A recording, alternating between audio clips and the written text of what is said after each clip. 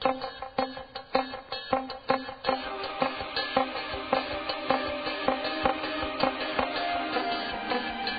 gang.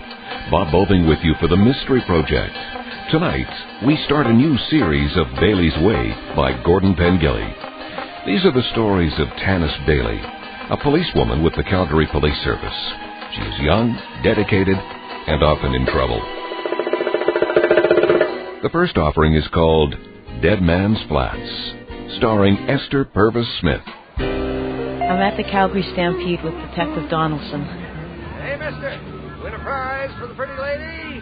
Give me that gun. Little contest, Ace? I was tops in my class. Ready, set, go! My head is spinning. My feet are barely touching the ground. Where did we park? I can't remember. I'm dying to throw my arms around him. Hey, detective! Who said that? I turn. I freeze. And the whole universe freezes around me. Hang in there, Ray. My name is Tanis Bailey. I'm a rookie cop with the Calgary Police Service. 2 days ago, my best friend in the whole world, my former lover, Ray Donaldson, was shot in the back in my presence. I've only been in the service for 15 months. I'm still on probation. This is the first time I've seen a cop go down. Sometimes this job makes me want to wreak havoc, to take revenge, to burst this uniform. I've already been suspended once for insubordination. That doesn't really surprise me. But I never dreamed in a million years I'd choke under pressure. That deeply distresses me. I'm sitting in the corridor outside of Ray's room. He calls me Ace. If I was even half the cop he was. Haley! Sergeant Mann. I phoned you at home, Constable. I thought I'd find you up here. Any leads on who shot him? Not yet. It's some kind of payback. It always is. They're still going through his case files. I feel terrible, sir. It wasn't your fault. His back was turned. I saw the gun. It happened in a split second, Constable. You were off I duty. could have screamed. I could have stepped in front of him. I froze. The reason I called you, Bailey, well, I've been thinking about this for a couple of days. And I don't want you to blow it all out of proportion, but... Yes, sir? I'm placing you on disability leave, starting right now. For how long, sir? Indefinitely. You need some time away. But, sir, I want to help No buts. I want you to take the load off for a while, Constable. You're obviously stressed out. You think I'm unfit? Go fishing, Tanis. Just go fishing. Yes, sir, I'll try to, sir. I mean now. Get out of here. Yes, sir. And Bailey, if you do need to talk about anything at some point, you always know where to find me. Thank you, sir. Thank you for what, sir? I'll work on it.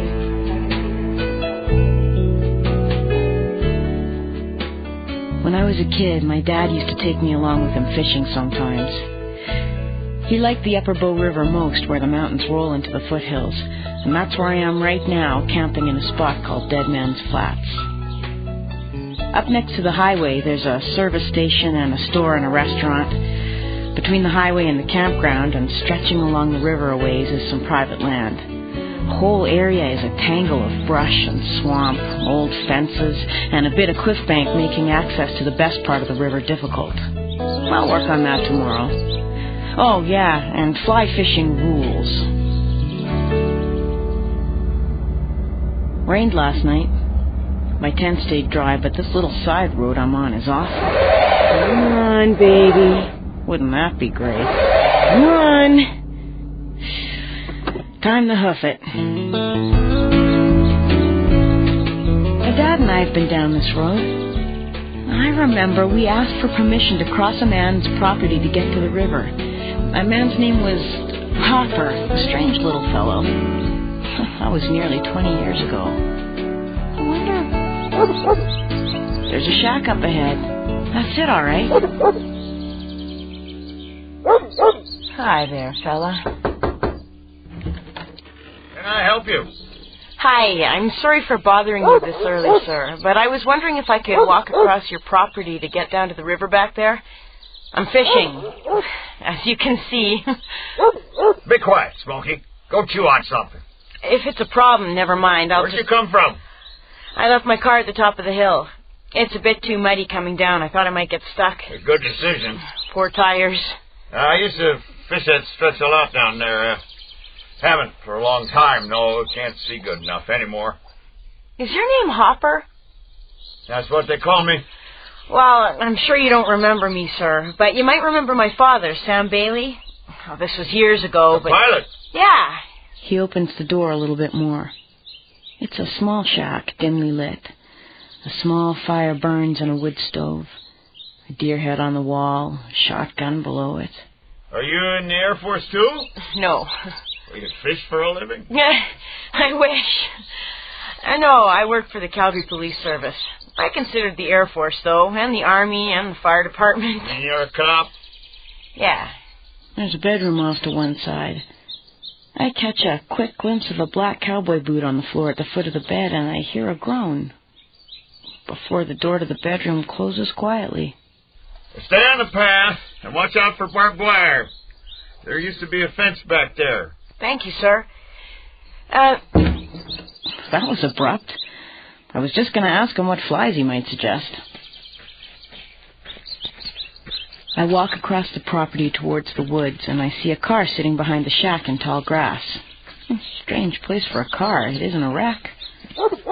Hopper's dog sits in the grass beside the car, chewing on something.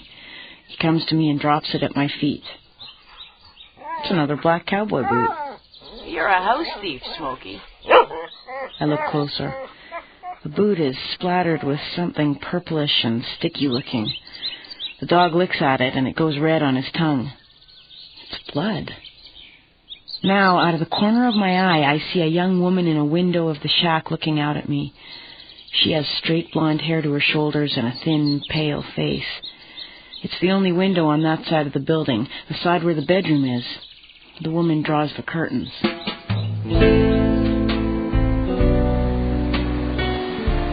I worked the stretch below Hopper's place for 3 solid hours. There's a really thick blue-winged olive hatch coming off the river, and I've hooked about 10, both rainbows and browns. That dog has been howling steady for the last 20 minutes or so, and I start thinking about that blood-splattered boot again and the groan I heard from the bedroom. I'm thinking about that woman, too, and now I recall something.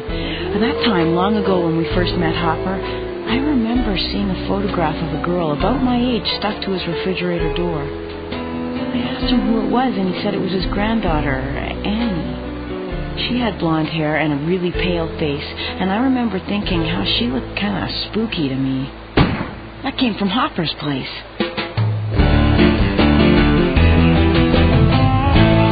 Hello? No answer. I walk around to the back. The car is still there, and the curtains on the bedroom window are still drawn. Now I see the dog in the grass nearby. Oh, he's dead. Shot once in the head, a small, clean hole. Jeez. It rained again hard. Bailey's first natural law of the universe. Things go wrong. Damn it. And now I see something which I didn't notice before. Something stuck under my windshield wiper. It's a little plastic bag, and inside are some flies.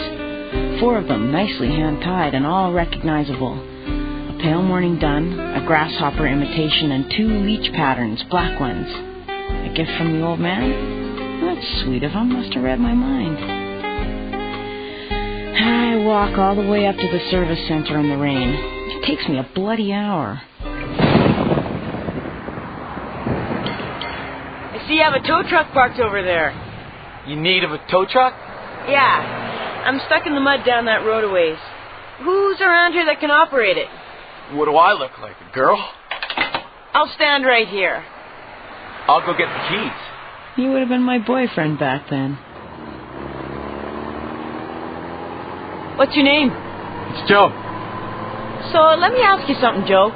Those people living down at the end of the road, you know, just before it goes down that hill where I'm stuck? Old Hopper, you mean? Yeah. And his granddaughter named Annie. Am I right about that? Hopper lives alone. I don't know anything about a granddaughter. What kind of car does Hopper drive? He doesn't. Can't see good enough anymore. Walks everywhere with his dog. They're inseparable. Kind of crazy, though, too. The man or the dog? Maybe both, I don't know, but definitely Hopper. I think he's gone out of his mind. There's my car. You're stuck, babe. Yup. He hooks me up and drags me back to the campground. The clouds are gone now and the sun is back up. It's mid-afternoon and it feels like a jungle. Mist rises from the forest and huge dragonflies zip around. I roast a hot dog for lunch and afterwards take another look at those 4 flies the old man gave me. It's kind of a strange thing to do. And why these 4 in particular? Forget it, Tanis. You're supposed to be taking the load off. So it's bugging me. I can't help it. Inglewood Station, Sergeant Mann. Oops. Hello? I didn't expect you to answer the phone, sir. It's Constable Bailey. Who would you rather had answered, Constable? You'll do, I guess. I mean, now that I have you on the line, sir, I'd like to report an abandoned car. An abandoned car? Yes, sir. And I'm wondering if you wouldn't mind looking it up, and telling me about it. 86 Mercury, Harry Victor 9173. If you're not busy, sir. Be cool, don't act nervous. That car was reported stolen from a Calgary residence the day before yesterday.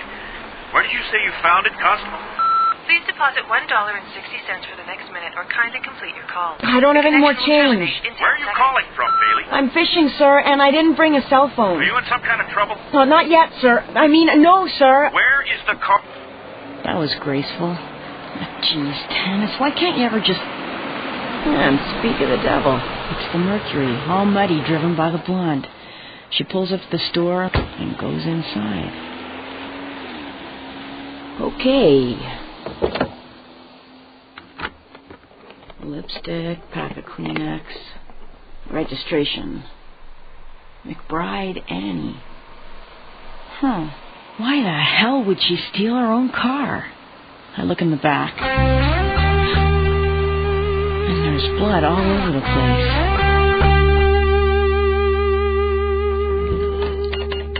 That's 3 sandwiches, 2 Cokes, and a pack of Export A. Hello again. Hi. That'll be $18.55. Anything else?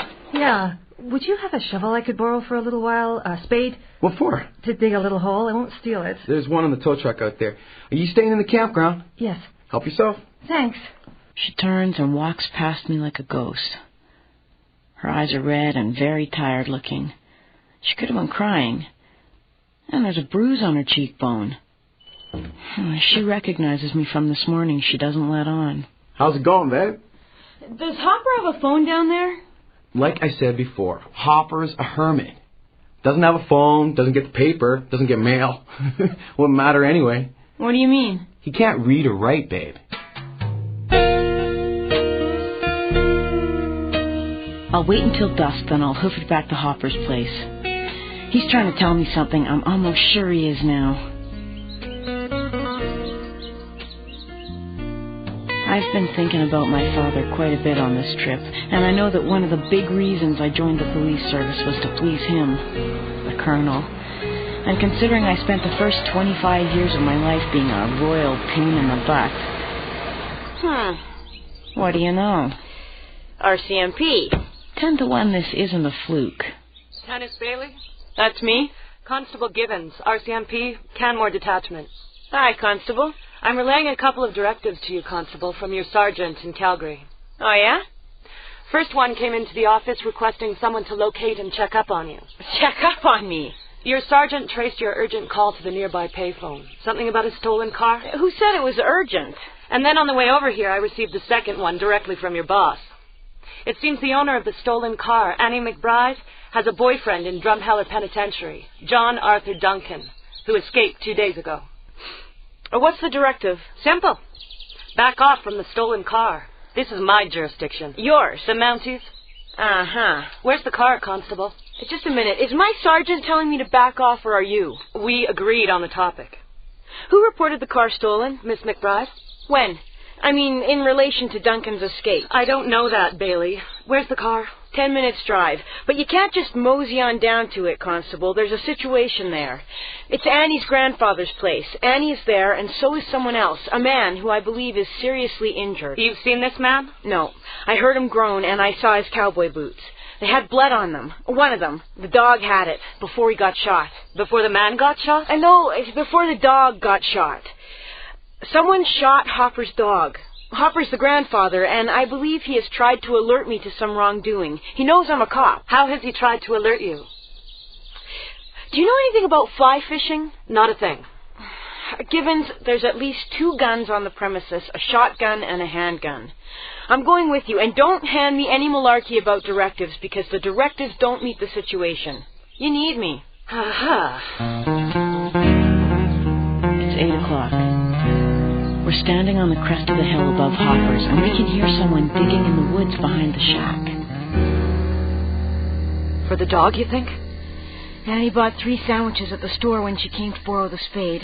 1 per person, let's assume. That narrows it down to the dog, yeah. Why would someone shoot it? Because it was howling. Let's get closer. We work our way down the hill through the scrub on the side of the road. From this angle, we can see the back of the shack, the bedroom window, the Mercury, and a ways off in the woods, Hopper with a shovel in a chest-deep hole. The dog's corpse is gone, but there's a fresh trail in the grass leading from where it had been and disappearing into the woods.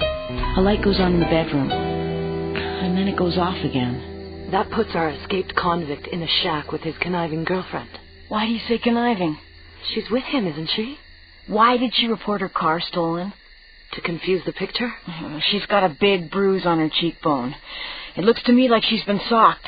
To confuse the picture? You mentioned something about fly fishing? Hopper placed 4 hand-tied flies at my car so that I would find them.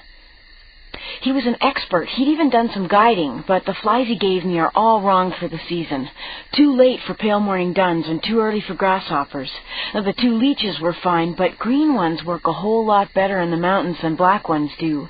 He would know this. If he wanted to tell you something, why didn't he just leave you a note? Because he can't read or write. Is there another door into the shack? Yeah, to the kitchen. You can't see it from here. That's really black smoke coming out of the chimney. I think we should separate, Constable. I think you should stay here and keep the bird's eye view, and I think I should go down to the shack. And do what? Knock on the door. And get shot by a desperate felon? I don't like it. I'm calling for backup. Good, you do that. I'm going down there. Watch my butt. Bailey! Time's wasting. I can do this my way, right now. Hello? Hi. I was here this morning. My name's Tanis. I was wondering if I could see Hopper for a minute. He gave me some flies, and I just wanted to thank him for them. He and my father are old fishing buddies. He isn't here. Do you know when he'll be back? Tomorrow. Oh. Well, then maybe I could leave him a note. Could I come in and borrow some paper? My dad would kill me if I didn't at least leave a note. Well... The door opens wider, and I'm suddenly standing face to face with a muscular man about 30. He has a cut on his face, bruises on his throat, and he's wearing black cowboy boots. Clean ones. Come on in. Thanks. I'm Dave, Annie's cousin. We're visiting Grandpa. Nice to meet you. Go get her a pencil and something to write on, Annie. Sure. The bedroom door is closed. The shotgun is gone from the wall. My own weapon is in my belt behind my back. It suddenly tingles. So, you know old Hopper, eh? Sort of. My dad knows him better. Actually, I haven't even seen him since I was a kid. He's gone into Calgary to take his dog to the vet for an operation. You know, an overnighter. I see. Here's all I could find. Great, that'll do. Just give me a minute. Take your time. Dear Hopper, there are 2 big liars in your shack. The guy with the cowboy boots has made a big recovery from what had been ailing him previously, and that cut on his face sure did bleed a lot, didn't it? I have to assume he has a gun in his pants under his shirt. Annie looks like she's going to jump out of her skin any second. Thanks again for the flies. Tanis. I'll just put it here. No problem. Okay, now or never. Let's make something happen. So anyway, cousins, when did your grandpa learn to read and write? A few years ago. Who said you can't teach an old dog new tricks, eh? Thanks for coming by. Nice boots. Thanks. Look a bit tight, though. Have you borrowed them from somebody? Show yourself, Dave. Come on. What do you mean? He's sweating now. His eyes are darting. This is not a cold killer. We don't want you here anymore. What's the matter, Annie? What have you done? Did something go wrong? Who's in the bedroom, Annie? Is there somebody in the bedroom? Do something, Dave. There's nobody in there. Go look. If you love me, then do something. You promised to take care of me. Be quiet. How did you get that cut on your face? Who are you? Have things gotten out of control? None of this was meant to happen. I can understand that. You've been swept up by events. It's like a bad dream you can't wake up from, right? Do something. I said be quiet. What you got burning in the wood stove? Get away from there. And with that, he pulls a gun from under his shirt. He nearly drops it. His hand is shaking. This is not a seasoned gunman. It's dark in the room. The flame from the wood stove flickers across their faces, and I'm judging who has more to lose between them. Shoot her, Dave. I hear the floor squeak in the kitchen, and I see a shadow in the moonlight on the wall. This is all your fault, Annie. You two-timing... Put the gun down, boy. It's Hopper, with a shotgun, and a very strange look in his eyes. Grandpa? Hand the gun to me. What are you going to do? You only shoot dogs. You don't shoot people. Be a smart boy now. Do what he says, Dave. Well, how the hell did this happen to me? Grandpa? I'll take care of you, sweetheart. Don't worry. I'll protect you, little girl. It's time to go now. Okay, Grandpa. Don't do this, Hopper. The gun, boy. Okay, here, have it. You coward. Shut up! Wrong thing to do. Hopper glares through the dark. His eyes sparkle like jewels. You bad boys, you leeches, you sons of bitches who twist my Annie's thoughts, who abuse her, who make her dream bad dreams and do bad things. You don't deserve to live. None of you do.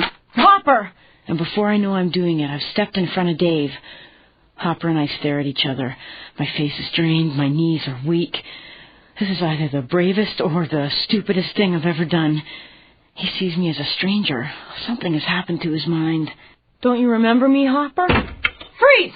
Police! Damn it! Oh, my God. Drop your gun, officer. I'll kill them both if you don't. He'll do it. He's crazy. Please, sir. I'm not going to ask you again. Lower the shotgun. You're obstructing justice. We know that man is a convict. No, he's not, Gibbons. He's not Duncan. I want my Johnny. You don't know what you want. Don't yell at her. Everybody, calm down. Grandpa? What's going on here, Bailey? Who the hell is this guy? Do what he says, Gibbons. Put down your gun. Let me handle this my way. I know what I'm doing. I will not give up my weapon. Hopper, listen to me, sir. Please don't do this. Don't turn Annie into a fugitive. I want to go with him. No, Annie, please. I won't go to jail. Was it an accident, Annie? Were you just defending yourself? The bruise on your face, did he strike you? You didn't know he was coming. He surprised you. Isn't that what happened? I don't know what you mean. He caught you and Dave together, didn't he? I don't know what you're talking about. Did everything happen so fast your head was spinning? Was the room spinning? Was your heart beating wildly? It was awful. I know it was. It must have been terrifying. He started hitting me again. He had a gun. Then Dave jumped on him and the gun flew away and he started choking Dave. His face was turning blue. And you picked up the gun? Yes.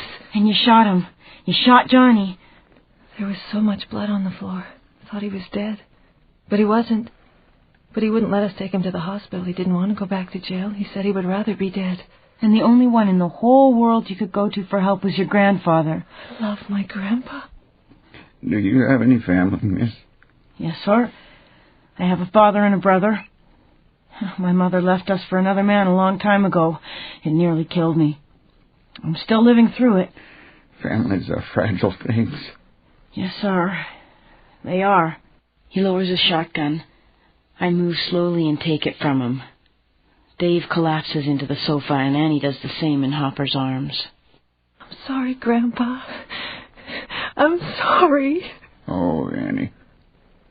Domestic disputes, eh? Yeah. But we seem to be missing something here, Bailey. Where's the convict? You mean where's the payoff, don't you? Don't play games with me, Constable. What's the matter, not satisfied yet? Adrenaline's still pumping? Need to chase something? Look who's talking. Here comes your backup. It's about an hour later. I'm standing in the woods under a full moon behind Hopper's shack over a mound of fresh dirt with Constable Gibbons and several other Mounties. Sergeant Mann is here too. An officer digs in the soft earth to about knee level, then stops. Done. Keep digging. This all comes out later from Annie and is corroborated by Dave. John Duncan escapes from prison only to find out that his girlfriend is sleeping with a drug dealer he knows very well. That's Dave. He beats Annie up, takes her car, and leaves. She calls to warn Dave. He comes over, and they decide to report her car stolen. A few hours later, Duncan shows up again, this time with a gun. He starts to beat up Annie a second time, and you know the rest, don't you? Annie ends up shooting Duncan, who finally bleeds to death in Hopper's bedroom. Did they let him? I think it's possible. Anyway, they decide to bury the body. They burn everything with blood on it, and Dave shoots the poor dog because he won't stop howling. Death hangs in the air, and everyone has gone insane. Hey, it was just a domestic dispute. I understand that Hopper is a friend of your father's. Is that right, Constable? They weren't really friends, Sergeant, just acquaintances. Had you met his granddaughter before? No, sir. I just saw her picture once, years ago. Bailey, how do you always manage... I didn't freeze up this time, sir. Before an officer can come off disability, it's standard procedure that he or she visits the police psychologist, who will make recommendations as to length of leave or further kinds of treatment. Were you aware of that, Constable? I sort of thought I might slip around that one, sir. That's one of your biggest problems. Make an appointment. Yes, sir.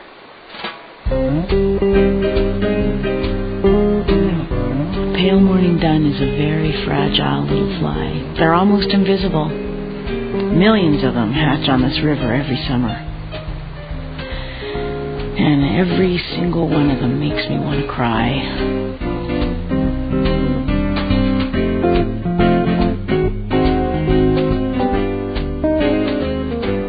You have just heard Dead Man's Flats, the first in our new series of Bailey's Way, created and written by Gordon Pengilly. Featured in the cast were Esther Purves Smith as Tanis and David LeReaney as Sergeant Mann. Les Carlson was Hopper.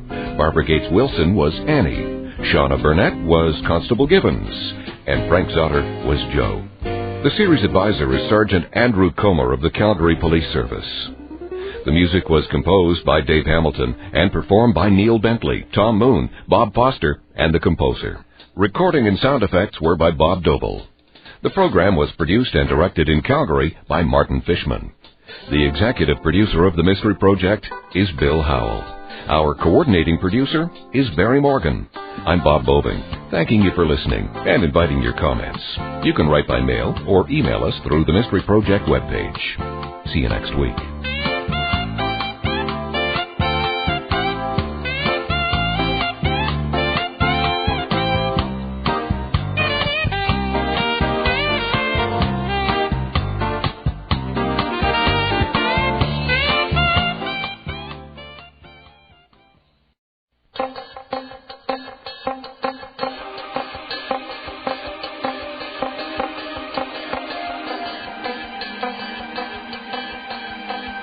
Hi, gang. Bob Boving with you for the Mystery Project.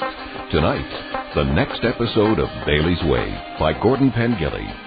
Tanis Bailey of the Calgary Police Service is getting over some emotional problems, but it looks like there is more trauma in store. This puzzling case is called He Kissed Me Goodbye, starring Esther Purves Smith and Dennis Fitzgerald.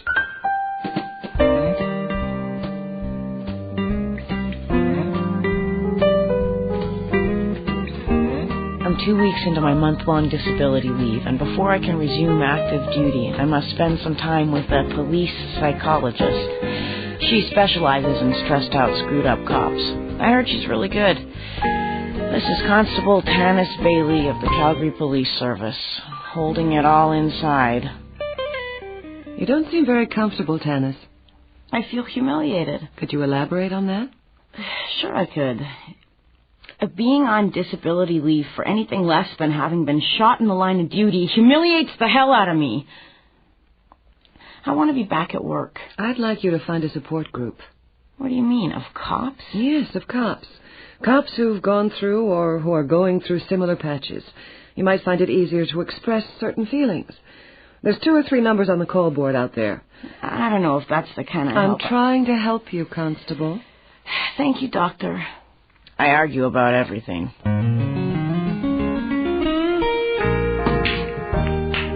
The support group I joined meets at a pool hall once a month. I'm bloody nervous about this. Only 3 of us showed up tonight, and in some ways that's better and in some ways worse. It feels less formal than what I feared. On the other hand, it's going to be a lot harder to hide. They call it group pool. Sort of like Team Canada, I guess. The other 2 officers, veterans of the group, have been very open to me about their troubles. 3 balls, side pocket. Constable Mike Leonardo has had a problem with drugs, especially cocaine, for dealing with paranoia and panic attacks. I can't get relaxed tonight. I feel jumpy. He's back at work on probation. See? Unrelaxed. You need more zen in your life. Thanks, Posey. I'll get some tomorrow. You kill me, Mike. Constable Josh Posey has struggled with anger and forceful conduct in the line of duty. 8 ball, corner. Which I'm finding quite hard to believe. He seems very calm and self-assured to me, almost serene. Game. He's on his disability leave, too. I hate losing to you, Superman. Then don't lose. And me? I've barely said a word yet. Rack 'em, Bailey. You're up. It's been a while. First rule of group pool, don't be afraid to embarrass yourself. Second rule, don't embarrass yourself. It's too early to judge, but I don't think I'll be inviting Leonardo to my next backyard barbecue. Oh, yeah, I started playing pool when I was 6. What do you think of our shrink, Tanis? She's on a big power trip. I like her. Yeah, she probes pretty deep. I told her things I've never told anyone before. She twirled you around her finger. Well, she got me keeping a journal. It's been good for me. Break 'em up, Superman. Nah, you play, Mike. I'll sit this one out. Okay. Let's see what you got, Slim. Lean over it. 10 ball, corner. High balls. I think you're in trouble, Mike. Story of my life. Ever been shot at, Bailey? No. Combination corner. Hit me with your best shot. Bankside. Have you? Oh, yeah. Corner. What was it like? A side pocket off your 3. I couldn't work. I had nightmares for months. Still want to be a cop? More than ever. A good friend of mine, detective, he went down last month. Took 2 in the back and nearly killed him. He returned to work last week. 8 ball bankside. Game. We've just been hustled. I'm going home. I can't get relaxed. See you guys next time? Yeah, take care of yourself, Mike. Nice losing to you, Slim. Good night, Mike. Ciao. Why did I have to beat him so bad? Why did I have to say all that about Donaldson? I better get out of here. Would you like to go have a beer somewhere, Tanis? It's still pretty early. Gee, he's attractive, intelligent, sensitive. And he's wearing a wedding ring. I guess I need the attention. Why'd you join the service, Tanis? I want to help people. And you're not even smirking. No, not even close. Why did you join the service? For adventure. And now? And now I just want to crush everything that offends me. I would have led the hanging party in Dodge City. I don't see that person in you at all, Josh. He invites himself in when I'm not looking. Put a bolt on the door, change your address. Maybe I should kill him. You want to help? We lock eyes. I can't pull away. Part of me likes it and part of me doesn't. Now his eyes leave mine and look over my shoulder, and they literally change color. I look around. There's a man with a beard and a baseball cap standing in the doorway, scanning the place as if for a friendly table. He looks so much like my brother, I actually gasp. His gaze falls on us now, and he freezes. I do not look back at Posey. I don't have to. He hardens like a rock, and the air crackles. The bearded man splits, and Posey is after him like a shot. I follow them outside. The bearded man is trying to crawl into the back of a taxi cab, and Posey has grabbed him. Josh! He yanks him out of the cab and pushes him hard up against a power pole. They're nose to nose. Posey is saying something through his teeth. I catch the phrase, "We had a deal," and then he throws him back into the cab, which drives off. What the hell was that all about? Nothing. Old business. And then he kisses me flat on the lips. We separate slowly. It's as if the violence didn't happen at all. I have to go home now, Josh. Part of you does and part of you doesn't. I make myself step backwards. I'm relieved to be home, but I'm still upset. I hate being made vulnerable. I won't go back to group pool. Where's Ray when I need him? You're in the phone book under Bailey Tanis, not Bailey T. I like that about you. Anyway, I'm sorry for what happened, that bit of business in the street. But I'm not sorry about anything else. Are you? I'm in the phone book, too. Good night. Oh, boy. Hello? Yeah, who's this? Leonardo, geez, it's... What? Oh, my God. An off-duty policeman was found dead in his car tonight. He'd been shot one time through the temple.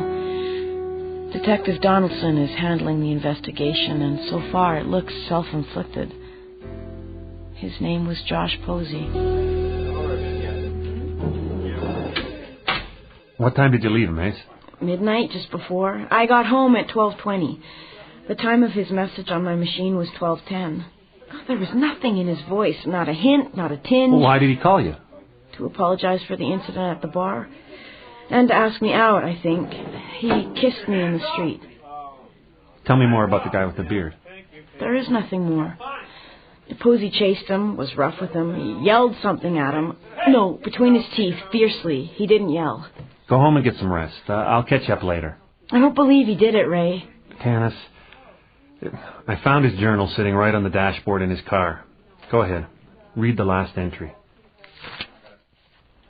I met a wonderful woman tonight.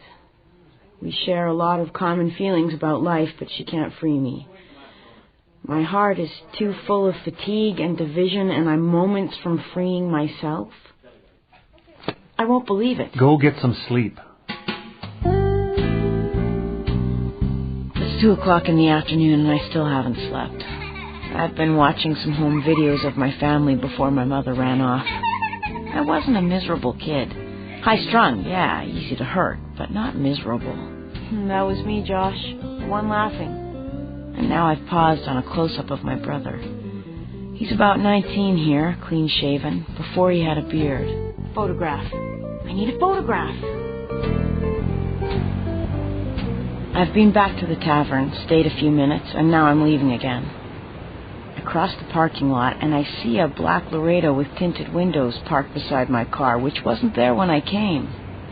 I can see the red bead of a cigarette above the steering wheel inside. But now it disappears, and when I get to my car, the Laredo looks empty. The front plate of the truck reads, "Relax," in big bold letters with an exclamation point. When I leave, the truck follows. This is almost funny, Josh. Except that it isn't. I've come downtown to use an identification computer. As long as I have my badge, I can gain access to one whenever I want. Bailey. Leonardo. Funny seeing you here. Why is that? Well, you're on disability leave, eh? Just keeping limbered. Hey, look, I'm glad I ran into you, Mike. Just give me a few minutes. Let's go for a coffee? You bet. The phone woke me up. I thought I was dreaming. Who called you? Detective named Donaldson. He'd called Posey's wife. She knew where he'd been. Jeez, poor Posey. I wanted you to know right away. Why? I mean, thanks, but... I could see that you two had a glow for each other. Why do you think I left early? God knows his marriage was no great shakes. It wasn't? In my opinion. Do you think he did it, Mike? Do you think Josh took his own life? Well, as much as I hate to say it... Say it. I think Josh was keeping up a real good front. He seemed to be doing okay, you saw, but I think he was having trouble with drugs. What makes you say so? I'm clean now, Bailey. I really am. But one user can always sense the vibes in another one. And you know the expression, drugs kill. Look at his sons, Ace. They look like toy soldiers. It tears my heart out. Yeah. Mrs. Posey's a tough one, too, believe me.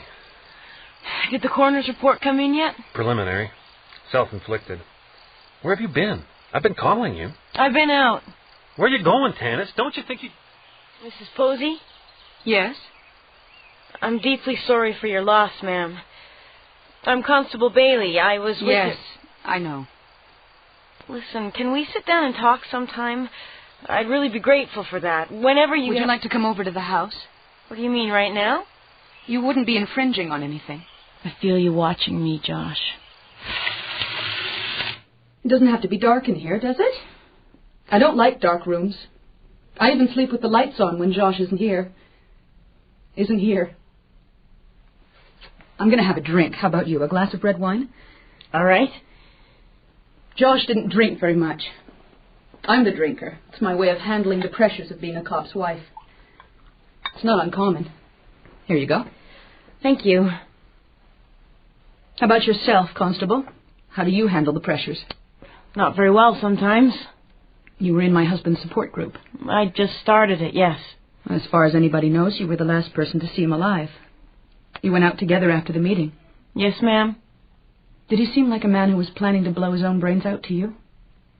No, ma'am. Mrs. Posey, when someone takes their own life, it never comes out of the blue. There's almost always an indication, however slight, a change of habits, a strange behavior, a cry for help, a failed attempt. I saw no warning signs of any kind. Are you sure? None whatsoever.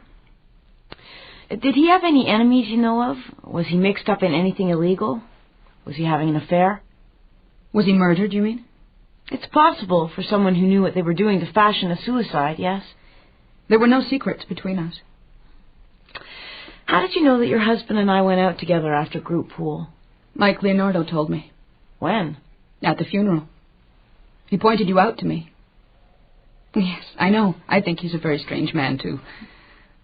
The one time we met, he clearly came on to me. His admiration for my husband verges on a sickness. Verged. Mrs. Posey, this isn't easy for me to ask, but Josh was having trouble controlling his anger. No. He never once laid a finger on me, Constable. Not a finger. Before I go, did Josh have a room of his own in the house? An office? A workshop? His den. It's where he did all of his reading and writing. Downstairs, first door on your right. Go on. Thank you.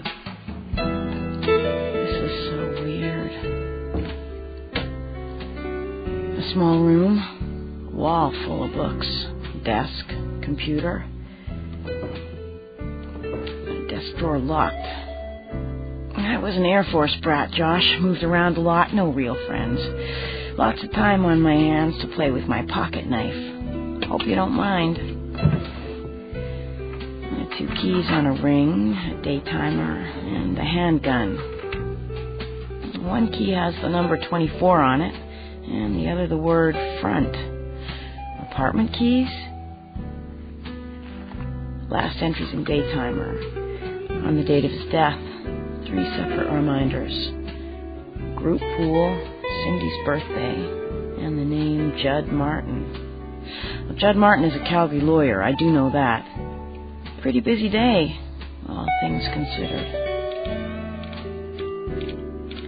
This is not a police-issue weapon, Josh. Interesting. He loved it down here. Spent hours. I admire a person who values his privacy. Who's Cindy? I don't think I know any Cindys. Why? Excuse me. Hello? Hi, Ray, what's up? Okay, see you at your place. Thanks for your time, Mrs. Posey. You're welcome, Constable. Intriguing woman. Aggressive yet tender. Defensive yet willing. Yeah, it's a balancing act. And I think she's hiding something. Did you call Constable Leonardo about Josh Posey? Yeah, why? Leonardo followed me the other day. Where to? Back to the tavern where I last saw Posey, and then downtown. What were you doing back at the tavern? To show a photograph around, to see if I could find out who the guy was who Posey roughed up in the street. What photograph? You said you couldn't ID him. It was a photograph of my brother with a beard drawn on him. You drew a beard on your brother? On the photograph, yeah, and a baseball cap. I was a good art student. I don't get it. Ray, the first thing I saw when I saw the guy in the tavern was my brother. I actually thought it was him. So I found an old photograph of him, fixed it up, showed it around, and finally a woman at the bar with a distinctive tattoo on her ankle squirmed. So I went downtown and entered the tattoo in the ident computer, and out popped Janice Harvey, part-time hooker, full-time user, once convicted of possession. I went through the list of known and suspected criminals associated with her and came up with Oliver Snow, alias Snowball, who looked a lot like my brother without a beard. So I downloaded the photograph of the guy. And painted a beard on him? Presto. The guy in the street who Posey roughed up. What's he done? Possession 2 years ago. Arrested by Mike Leonardo. You have an odd way of working, Ace. What do you know about Judd Martin? Big shot lawyer. I hate him. He's got a reputation for getting drug dealers off. Why? His name was in Posey's daytimer on the date of his death. What daytimer? The one in Posey's desk drawer. Don't ask. Do you still have Posey's journal? Why? I want to read it. It's evidence. The inquiry's over. Not officially. There's still a couple of labs that haven't come in yet. Let me read it.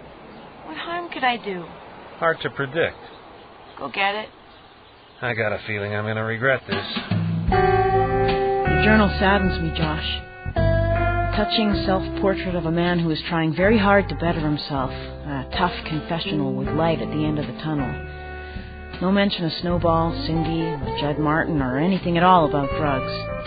There is, though, in 2 separate places, the mention of a man named Mr. Trapp. One entry reads, Mr. Trapp is asking for his due time. And later on, Mr. Trapp is waging his war with me. I don't bring it up with Donaldson. I make it mine and go home with my thoughts.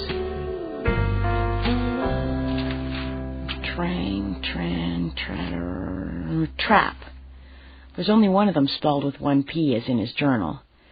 Charlie Trapp, 1141 5th Ave Northwest, apartment 24. Apartment 24? Hello? Stop sticking your nose in places where it doesn't belong, policewoman, or you might get hurt. I can hear your damn truck, you idiot! I go to my front window and peek through the curtains, and sure enough, about half a block down the street sits Leonardo's black Laredo with the engine running. I'll kill him. I'll beat the crap out of him! I catch my reflection in the window. My body is all hunched over, my hair is messed up, and my eyes are blazing like coals. Something has gotten into me. I'm walking down the sidewalk toward the Laredo, which now appears empty. I grab the door and fling it open. Why are you following me, Mike? I came to visit you. I was just... Shut up! Don't grab me. Get out of that damn truck or I'll drag you out! Tanis! Donaldson! What the hell are you doing here? Let go of me! Let him go, Ace. Why is everyone following me? Get back in the truck, Leonardo. I didn't do anything. What's the matter with that crazy... Get in the truck! What are you doing here, Ray? Simmer down. I am. After you left, I started thinking about some of the stuff you were saying, Ace. I think you might be onto something. And you shouldn't be out here doing this all by yourself. That bothers me. I'm only a block from my house. You know what I mean. Let's take Leonardo for coffee. I don't have anything to do with Posey's death. Who said you did? What do you want from me, then? We want you to tell us about Snowball. Oliver Snow. You know that name? No. You're lying, Mike. Come on, be helpful. You and Josh admired each other. Okay. Before I got clean, when I was still using, Snowball was my dealer. Did you introduce him to Posey for some reason? No, I told him how I busted Snowball and then turned around and used him as my dealer. I mean, it's kind of amusing, right? And it's the only time his name came up between us. But think about it, eh? It sort of fits in with what I was saying before. Right, Bailey? Josh didn't seem like a user to me. You said his wife was hiding something? I don't think that's it. Nobody knew I was using either. I kept it a secret for years. A lot of people do. It would surprise you. I know of a glittering Calgary lawyer who hides This isn't getting us anywhere. Judd Martin? How did you know? Interesting. How did you know, Mike? Snowball told me. He's Martin's dealer, too. What's it got to do with Josh? Wait a minute. I told Josh that story. You told Josh that Snowball was Martin's dealer. Yeah, I think I did. Yeah.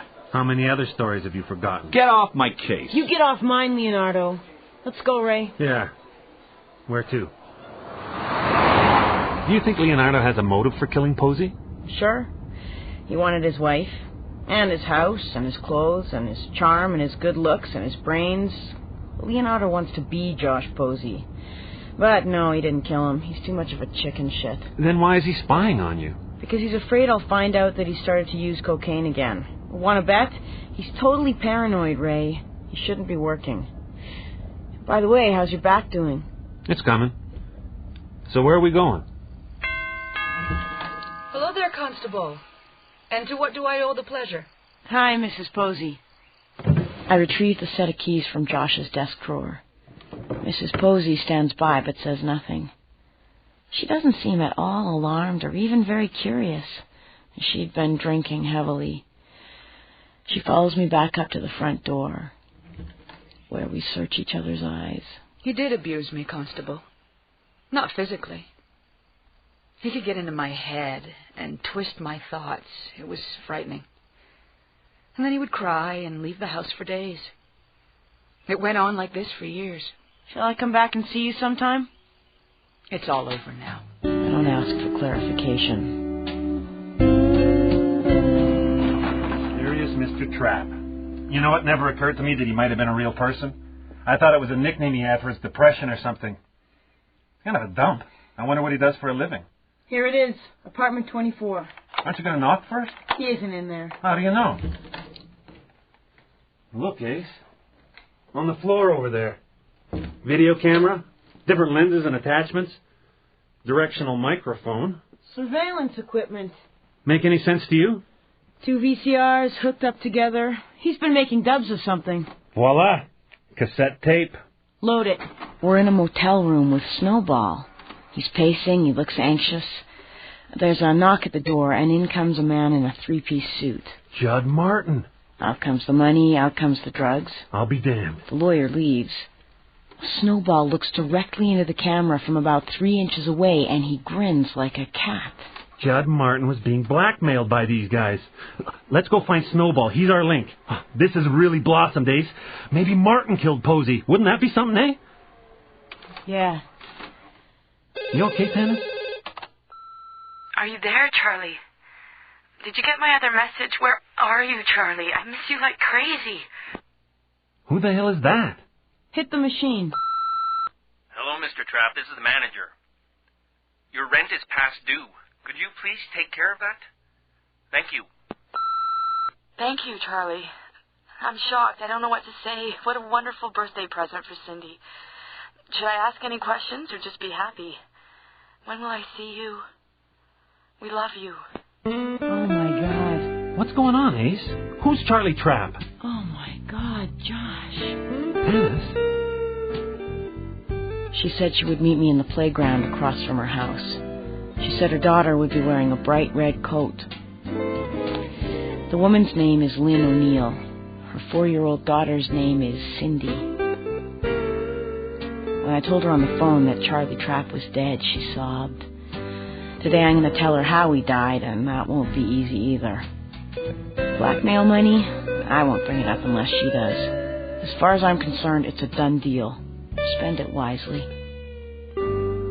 Josh Posey was a patient of mine. I can't breach his confidence unless I've been summoned as part of an official investigation. Did you know that he was living 2 lives? Let's talk about you. That he had 2 families to support? Where did we leave off? I believe he created Mr. Trapp as an escape from the rigors of being a cop. Am I right, Doctor? So you left home and went traveling, huh? Did you know that he abused his wife? What's your favorite country? He would tear her to shreds, then he'd leave the house for a few days to pull himself together, and that's when Charlie Trapp would emerge. Am I right? He couldn't stand the duplicity anymore, though. He had to end it. He had to free himself from it. So he killed Charlie Trapp. He used his service revolver. I think this job will always be a struggle for you, Tanis. Do you think I might have been able to say something to him to rescue him? But in my opinion, the service needs more people like you. Was that his cry for help? I'd like to recommend to your sergeant that you resume full duty next week. He kissed me goodbye. Good luck. Snowball doesn't turn up. He's gone like the wind with his share of the money. He and Josh had a deal, and part of it was that he leave town. Good, fine, get a new life.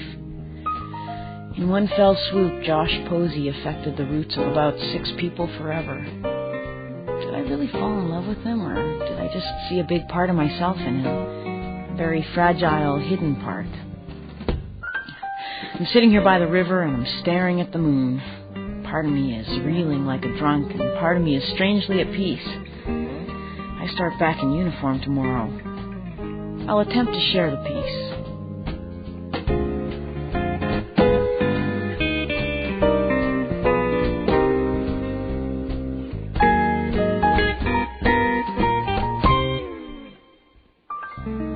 have just heard, He Kissed Me Goodbye, this week's episode of Bailey's Way, created and written by Gordon Pengilly.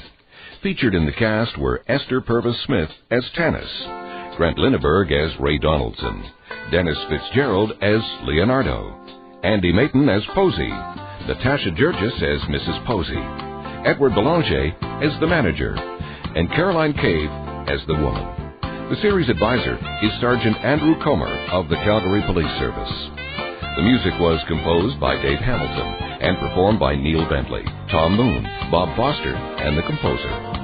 Recording and sound effects were by Bob Doble. The program was produced and directed in Calgary by Martin Fishman. The executive producer of the Mystery Project is Bill Howell. Our coordinating producer is Barry Morgan. I'm Bob Boving, thanking you for listening and inviting your comments. You can write by mail or email us through the Mystery Project webpage. See you next week.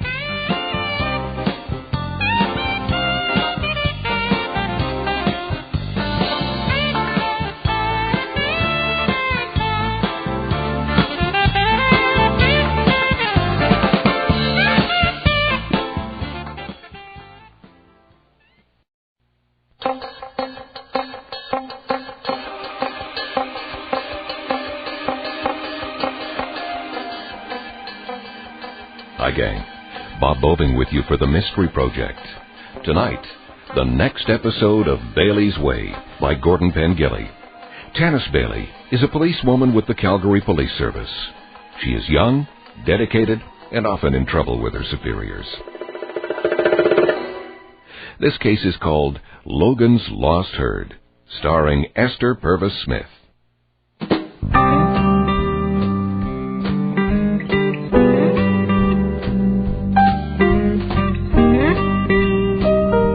I'm back at work after being on disability leave for nearly a month. I've had some time to think, and I've come up with this.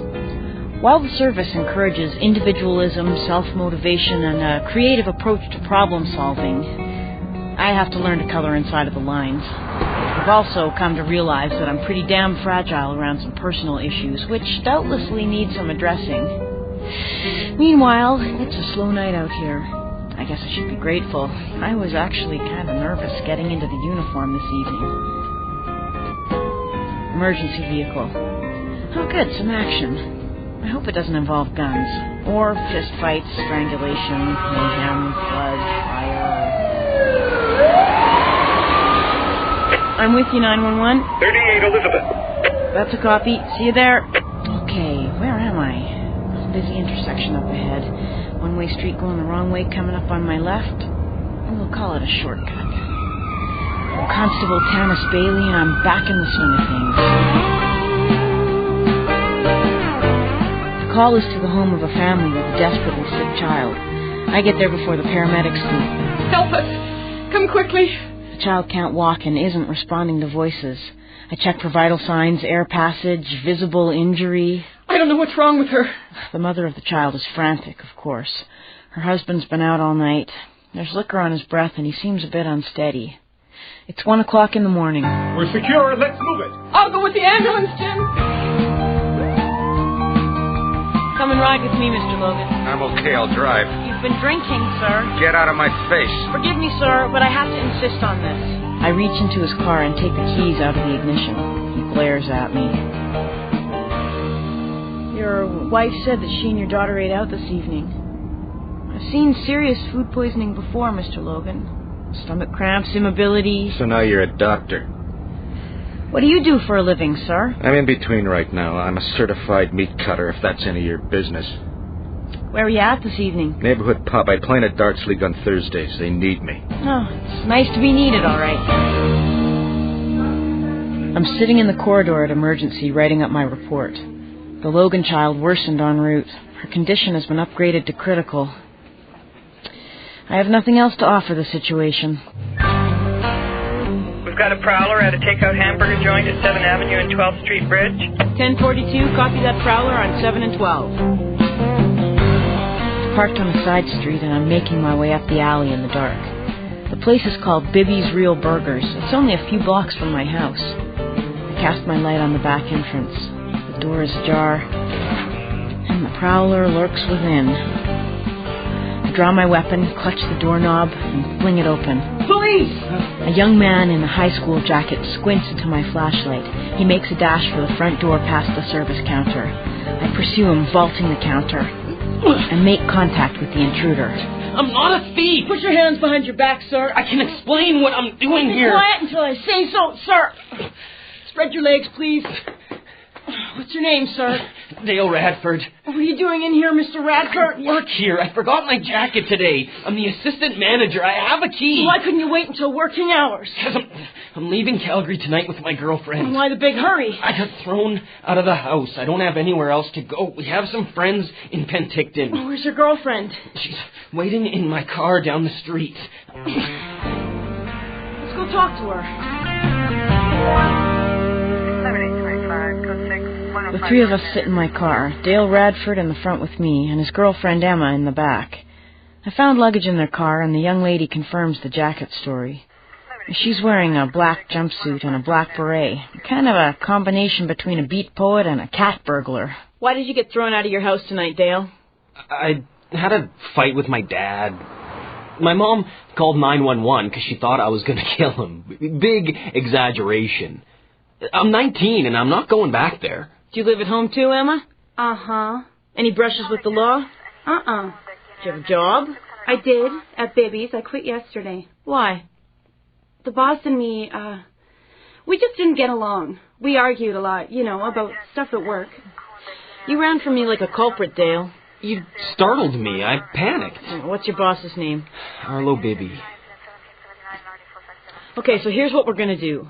We're going to find you two a place to stay until morning, whereupon we're going to locate Mr. Bibby, and you're going to tell him what happened tonight. I don't want to see him. Please, let us go. That's the best I can do, kids. I'm surprised at myself. A month back, I'd have probably let them go. There's no damage done to the business. There's two young lovers who just want to be free. I've been saddle broke. I also don't believe them. Where are you going to take us?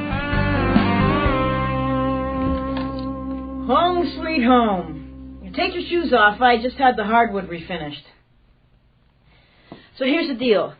You stay here for the rest of the night, and in the morning we'll clear this all up to my satisfaction. But if you flee, I'll hunt you down and I'll make your life miserable. Got that? Yes, ma'am. You have something to prove to me, right? Yes, ma'am. Don't play loud music. Don't go outside. And if anyone phones but me, just let the machine handle it. See you in the morning. And stay out of my bedroom. There. I feel more like myself now, but just barely. 1042? 1042, go ahead. There's one of those utterly art statues in the main entrance of the zoo. You know, from that Millennium Project, those sculptures of cows all over the city this year. Anyway, an anonymous caller reported seeing one, that one at the zoo, walking across the street.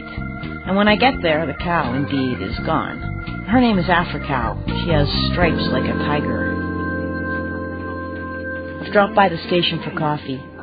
Sergeant Mann is away at a conference, and the acting sergeant is Senior Constable Nestor. Constable Bailey. Yes, sir?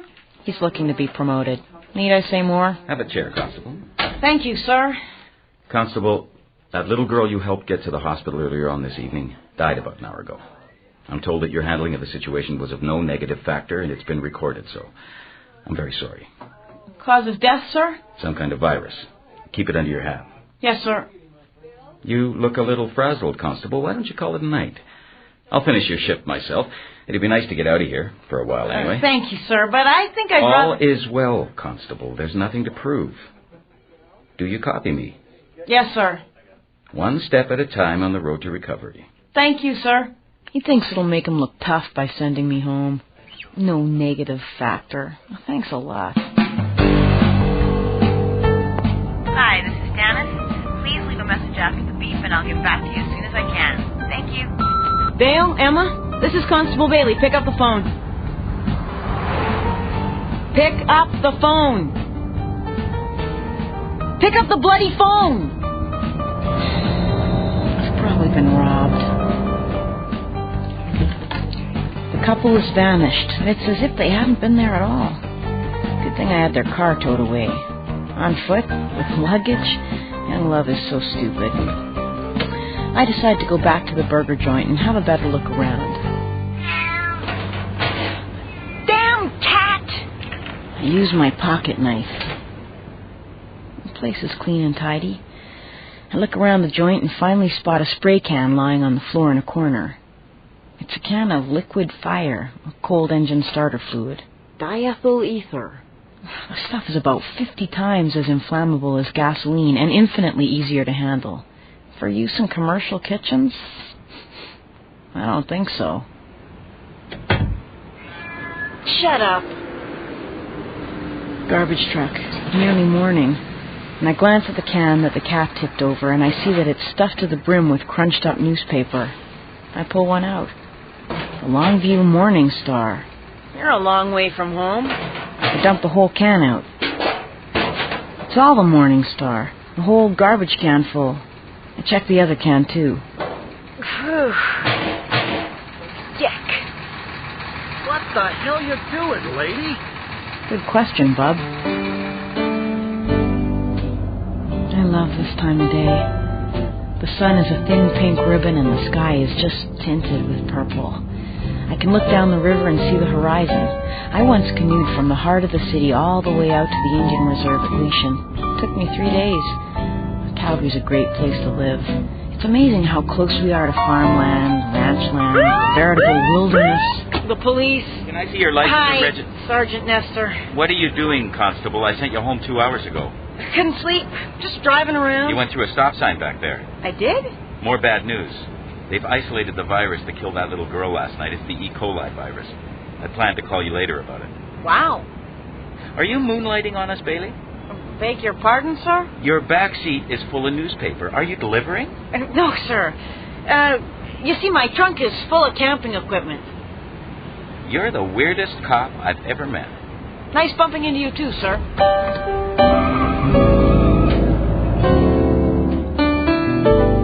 So, what is a heap of newspaper, a can of ether, a burger joint, and a pair of teenage runaways have in common? Haven't the foggiest. I've dumped the whole can of newspaper out on my living room floor. Thought in, then. The heap amounts to about 50 separated copies of the same issue of that bi-weekly Morning Star, of last Friday, 4 days ago. I assemble one issue. The front page headline reads, "Price of beef lowest in decade. Market saturated." I read the whole paper from front to back. Longview is a nice little town in the Alberta foothills. Get me out of here. But then I do find something of somewhat more interest. It's a sheet of blank paper with RR 282 hand-printed on it in ink. RR 282. I'm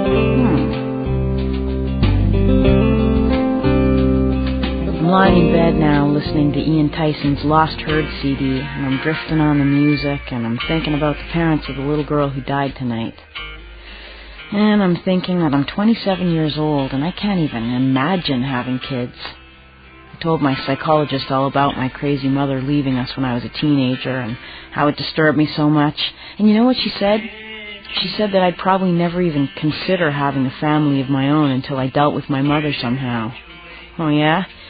Well, I don't even know where the nutball is. Who the hell? Hello, Constable.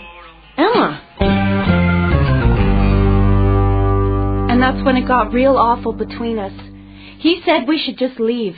He told me you wouldn't come after us, that we weren't that important to you, and that we had to stick to our plans. But you didn't agree with him, huh? I should have stayed here after he left. I'm sorry. I just got confused. Where do you think he went to? I don't know. Emma, why did you quit your job? I know there's something you haven't told me. Out with it, come on.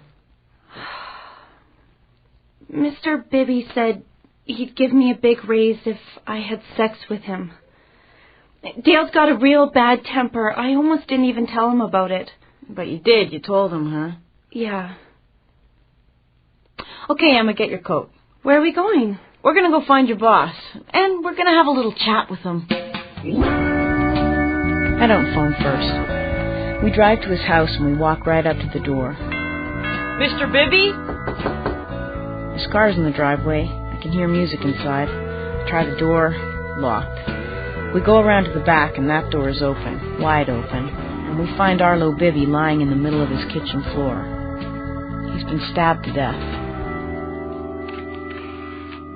And we'll have to get a picture of Radford, Ace. Got it. His girlfriend had one in her wallet. High school snapshot. Perfect. I have a feeling he's still in town somewhere, Ray. I don't think he'd leave without Emma, even if they did have a fight. If your sergeant finds out you let an apprehended prowler stay in your house last He night... hadn't done anything wrong. You think he's capable of this? I don't know. I ran away from home when I was 16. I got arrested for vagrancy. Policeman took me into his home and fed me and gave me a bed. A person doesn't forget something like that. I've got a couple of hours before my next shift, and I've decided to go and pay my condolences to the Logan family. Gotta do it.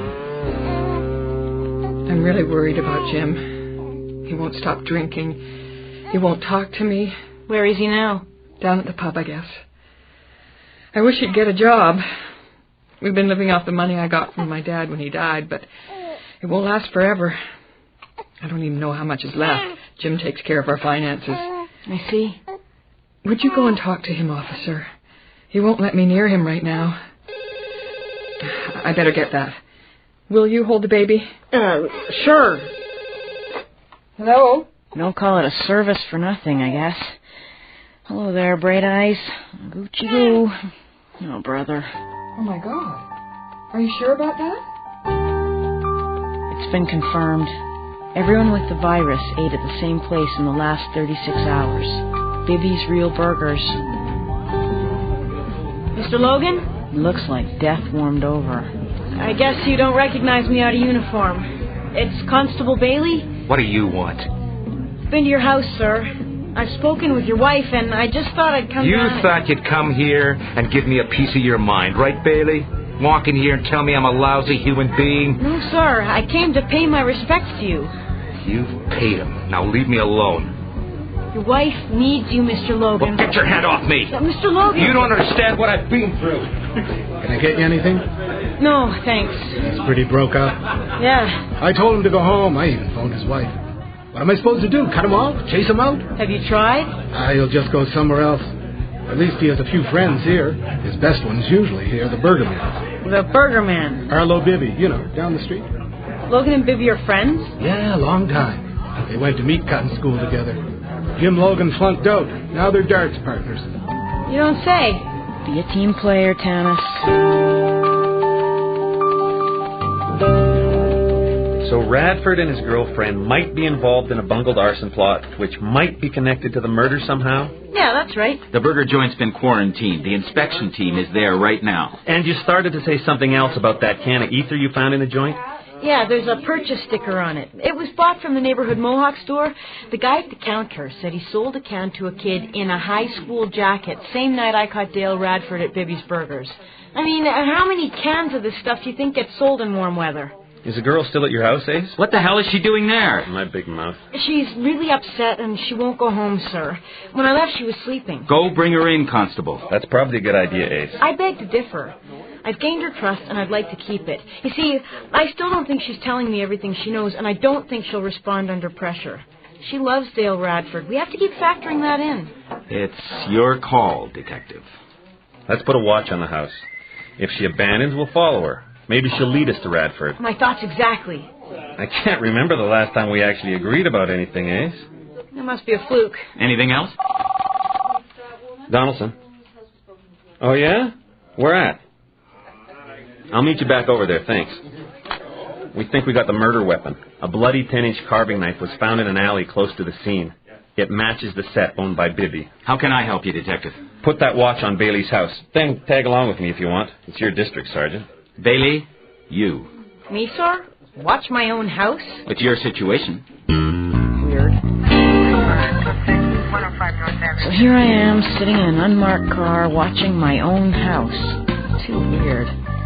The lights went on in my living room a few minutes ago. Emma is up and about. I can't sit here anymore. It's a bloody waste of my time. Need a car to the vicinity of 9 Avenue in Port Calgary.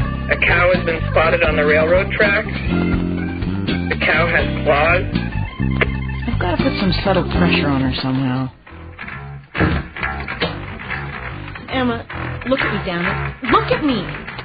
If you don't tell me everything you know about Dale and you and Bibby, I'm going to arrest you for obstructing justice. I tried to talk him out of it. Honest, I did.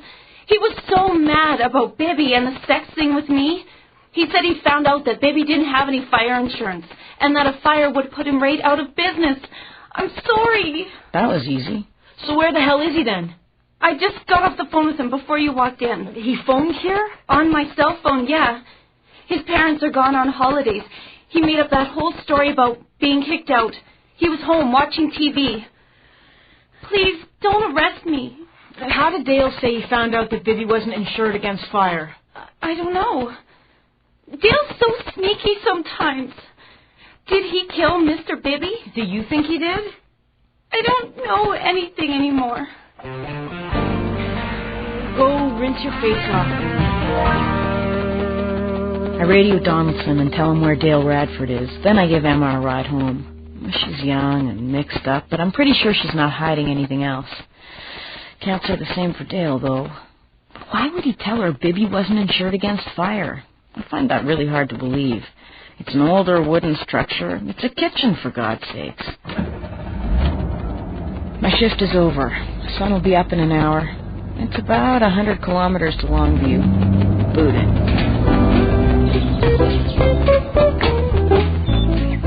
I'm at the intersection of a road called Steeple Creek and Range Road 282. It's about 25K out of Longview. There's a cluster of green mailboxes here and a little red metal dispenser. If my guess is right, it's a circulation drop-off point.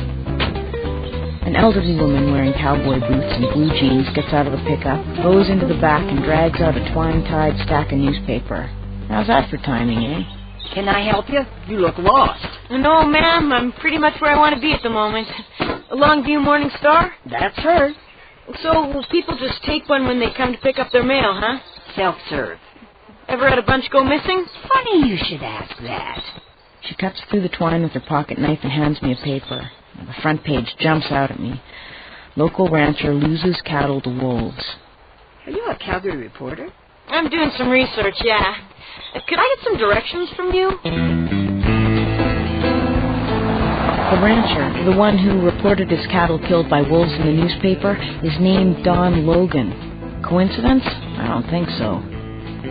Logan's ranch is way the hell and gone up in the hills. I'm hoping against hope that nobody will be home so I can have a look around the place. I pull into the yard and see two men standing beside a pickup truck. One of them turns. He looks a lot like Jim Logan, a little older. Now the other one turns. It is Jim Logan. Uh-oh. I'm a mere pair of sunglasses away from demise. The first man approaches the car. Can I help you, miss? I'm lost, I think. I'm looking for the road to Livingston Falls. I was told there's a lovely campground there. Oh, yeah? He sees my camera. Now Jim Logan comes up to the car. He looks in the window at me. I'm a nature photographer, bird watcher, fly fisher. Well, you gotten turned around a bit. Ah, I knew it. There's blood all over this man's clothes. I'm back in Calgary. It's late afternoon, and the pieces are starting to fit. Did you kill Arlo Bibby, Dale? No, sir. Did you try to burn down his business? Is that what you were doing when Constable Bailey caught you? Yes, sir. Why? It was an act of passion, sir. He threatened my girlfriend in a really bad way. An act of passion? Yes, sir. Dale. I lost control of myself for a minute. Is that the way you killed Bibby? By losing control of yourself for a minute? I didn't kill him. You've got to come clean with us, Dale. You've got to tell us why you lied to Emma, why you told her that Bibby didn't have any fire insurance. We know that isn't true. The man borrowed money to start up the business. He had to have had insurance. Were you trying to be a tough guy, Dale? Don't do this to yourself. You think girls like tough guys? I needed the money, okay? Look at me, Dale. Did Arlo Bibby hire you to burn down the burger joint? Yeah. Can I talk to you for a minute, Ray? Arlo Bibby was having a tough time making ends meet. It's the crux of the whole story. He was taking shortcuts everywhere and finally just decides to burn it all up and collect the insurance. He's got to be smart, though. He's got to make it look like vandalism. So he needs a vandal. Right, and one with a motive. He harasses Emma to get Dale's attention, then he draws him into the scheme. And no wonder Dale lied to Emma. He got manhandled. And he flips the insurance story backwards because it sounds good. Yeah, because it makes him look vengeful and fierce and sexy. Because he's a kid. Yeah. So who murdered Bibby? Let's go for a drive. We're in Bibby's basement in his house. Where's the light switch? Got it. A large deep freeze sits against the wall. I'm holding my breath. It has to be here. It only makes sense. There. What is all that? Logan's lost herd. Come again? It's a freezer full of hamburger wrapped up in newspaper. Longview Morning Star, Longview Morning Star. Different layers, different issues. Yeah, it goes all the way back for months. They've been at it slowly, gradually, a cow here, a cow there. How much ground meat can come from one steer? I called the Cattlemen's Association. 300 pounds. A lot of hamburgers. Want to see some pictures? I can hardly wait. After I left Logan's ranch this morning, I hid my car in a gully. I worked my way back onto his land through a dry creek, and eventually I came upon an aluminum Quonset attached to a corral a couple of kilometers from the ranch house, no real road in or out, and which, once inside, proved to be a slaughterhouse. Hides lay about, carcasses hang from hooks. A big grinder stands by, and so does a pile of newspaper. I'll be damned. Bastards were too cheap to buy good wrapping paper, so they scrounged it and stole it. Does Logan have his herd insured? Predation allowance. Government gives money to ranchers who lose livestock to grizzlies, wolves, coyotes. And can prove it? They must have scattered the hides around for carnivores to disfigure, to get rid of any knife marks. And look at this place, Ray. Yeah. Do you know what causes the E. coli virus? Poor meat management, unclean methods. Cow shit. It's late in the day when we finally find Jim Logan. He's alone in a bar in Longview. When we show our badges, he doesn't even blink. The ghost of resignation slides over his face. Arlo passed meat cutting school with honors. You trusted him to do things right. I used my wife's inheritance to buy the meat grinder. I had a 20% cut in the hamburger joint for setting the whole thing up with my brother. And when your daughter passed away? I lost my mind. I was drunk and depressed. I didn't go over to kill him. We had a big argument. He tried to throw me out. His knives were sitting there. Before you walked in here, I was thinking how I was going to kill myself. You're under arrest, Jim Logan. Let's do it. Economic desperation. It's behind a lot of crime. I guess it always has been, but somehow I think your average citizen is more inclined to it than ever before. The death of the Logan child is harsh, poetic justice, but there you have it. Me, I've been sitting here beside the river watching the after cow, chest deep in the rapids 10 feet from the bank. Somebody's idea of a prank. A cow with stripes, a strange aberration. Fits the mood I'm in. Fits the times. You have just heard Logan's Lost Herd, this week's episode of Bailey's Way, created and written by Gordon Pengilly. Featured in the cast were Esther Purves Smith as Tanis, Thomas Hoff as Sergeant Esther, Grant Linneberg as Ray Donaldson, John Wright as Jim Logan, Heatherly McCallum as Mrs. Logan, Kristen Gutsis as Dale, Tiffany Thomas as Emma, Joyce Doolittle as Morning Star Woman, Brian Smith as the bartender, and Tim Ketting as Don Logan. The series advisor is Sergeant Andrew Comer of the Calgary Police Service. The music was composed by Dave Hamilton and performed by Neil Bentley, Tom Moon, Bob Foster, and the composer. Recording and sound effects were by Bob Doble. The program was produced and directed in Calgary by Martin Fishman. The executive producer of the Mystery Project is Bill Howell. Our coordinating producer is Barry Morgan. I'm Bob Boving, thanking you for listening and inviting your comments. You can write by mail or email us through the Mystery Project webpage. See you next week.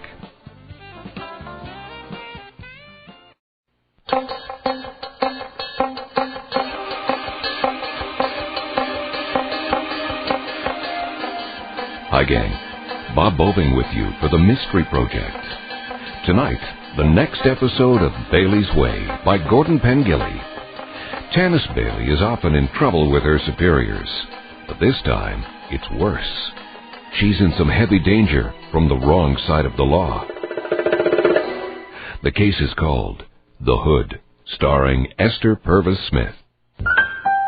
I didn't join the police service for adventure, not strictly speaking, but I did anticipate a modicum of excitement, of danger even. If you watch a lot of American TV, they'll have you believe big city cops slap on their sidearms and go off to war every day. Well, maybe they do in New York or Chicago, but here in Calgary, a good deal of the time, you just punch in and go the routine.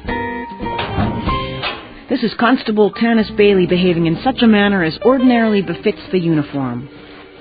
Bailey! Yes, Sergeant? A word with you in my office. Certainly, sir. Sir. At ease, Bailey. Yes, sir. So how's it going out there? Very good, sir. The city of Calgary is a safer place to live because of the service, sir. I'm bored, sir. Well, how would you like to get out of uniform and work plain clothes on a light security team tomorrow? I'd bleed blue blood for it, sir. Okay, here's the situation. You know those 3 old unoccupied houses down along the river across from the zoo? The Painted Ladies, sir? You know them, good. They're in my neighborhood. Well, the new landowner wants to knock them down and develop the property. And an activist group called the Friends of the Painted Ladies are all up in arms. They believe the old houses are an important part of our heritage and should be given historical status. Right again. What's the assignment about? The Friends of the Ladies are staging a rally in front of the houses tomorrow. The owner has announced to the media that he and his son will be there as well, quote-unquote, to crash the party. And thus the need for security. The owner was threatened by phone at his home today. The caller said if he shows his face, he might be sorry. Interesting. I'll be heading up the security team myself, and we'll be briefing at 0600. Sir. Thanks for asking me, Sarge. You're welcome, Bailey. Yes.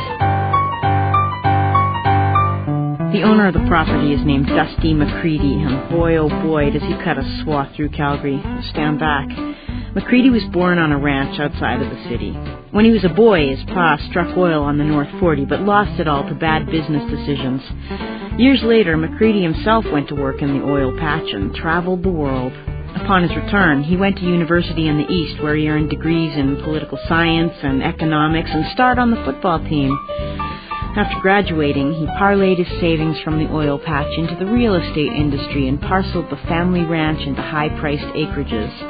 In 10 years, he was rich, and today he's one of the biggest land developers in the area. He has money in the Calgary Flames, a golf course, and a casino named after him, and is a popular fixture around the Stampede. He is, in the eyes of many, the quintessential Calgarian, a real man's man. And to others, lest we mince words, he's a jolly capitalist brute.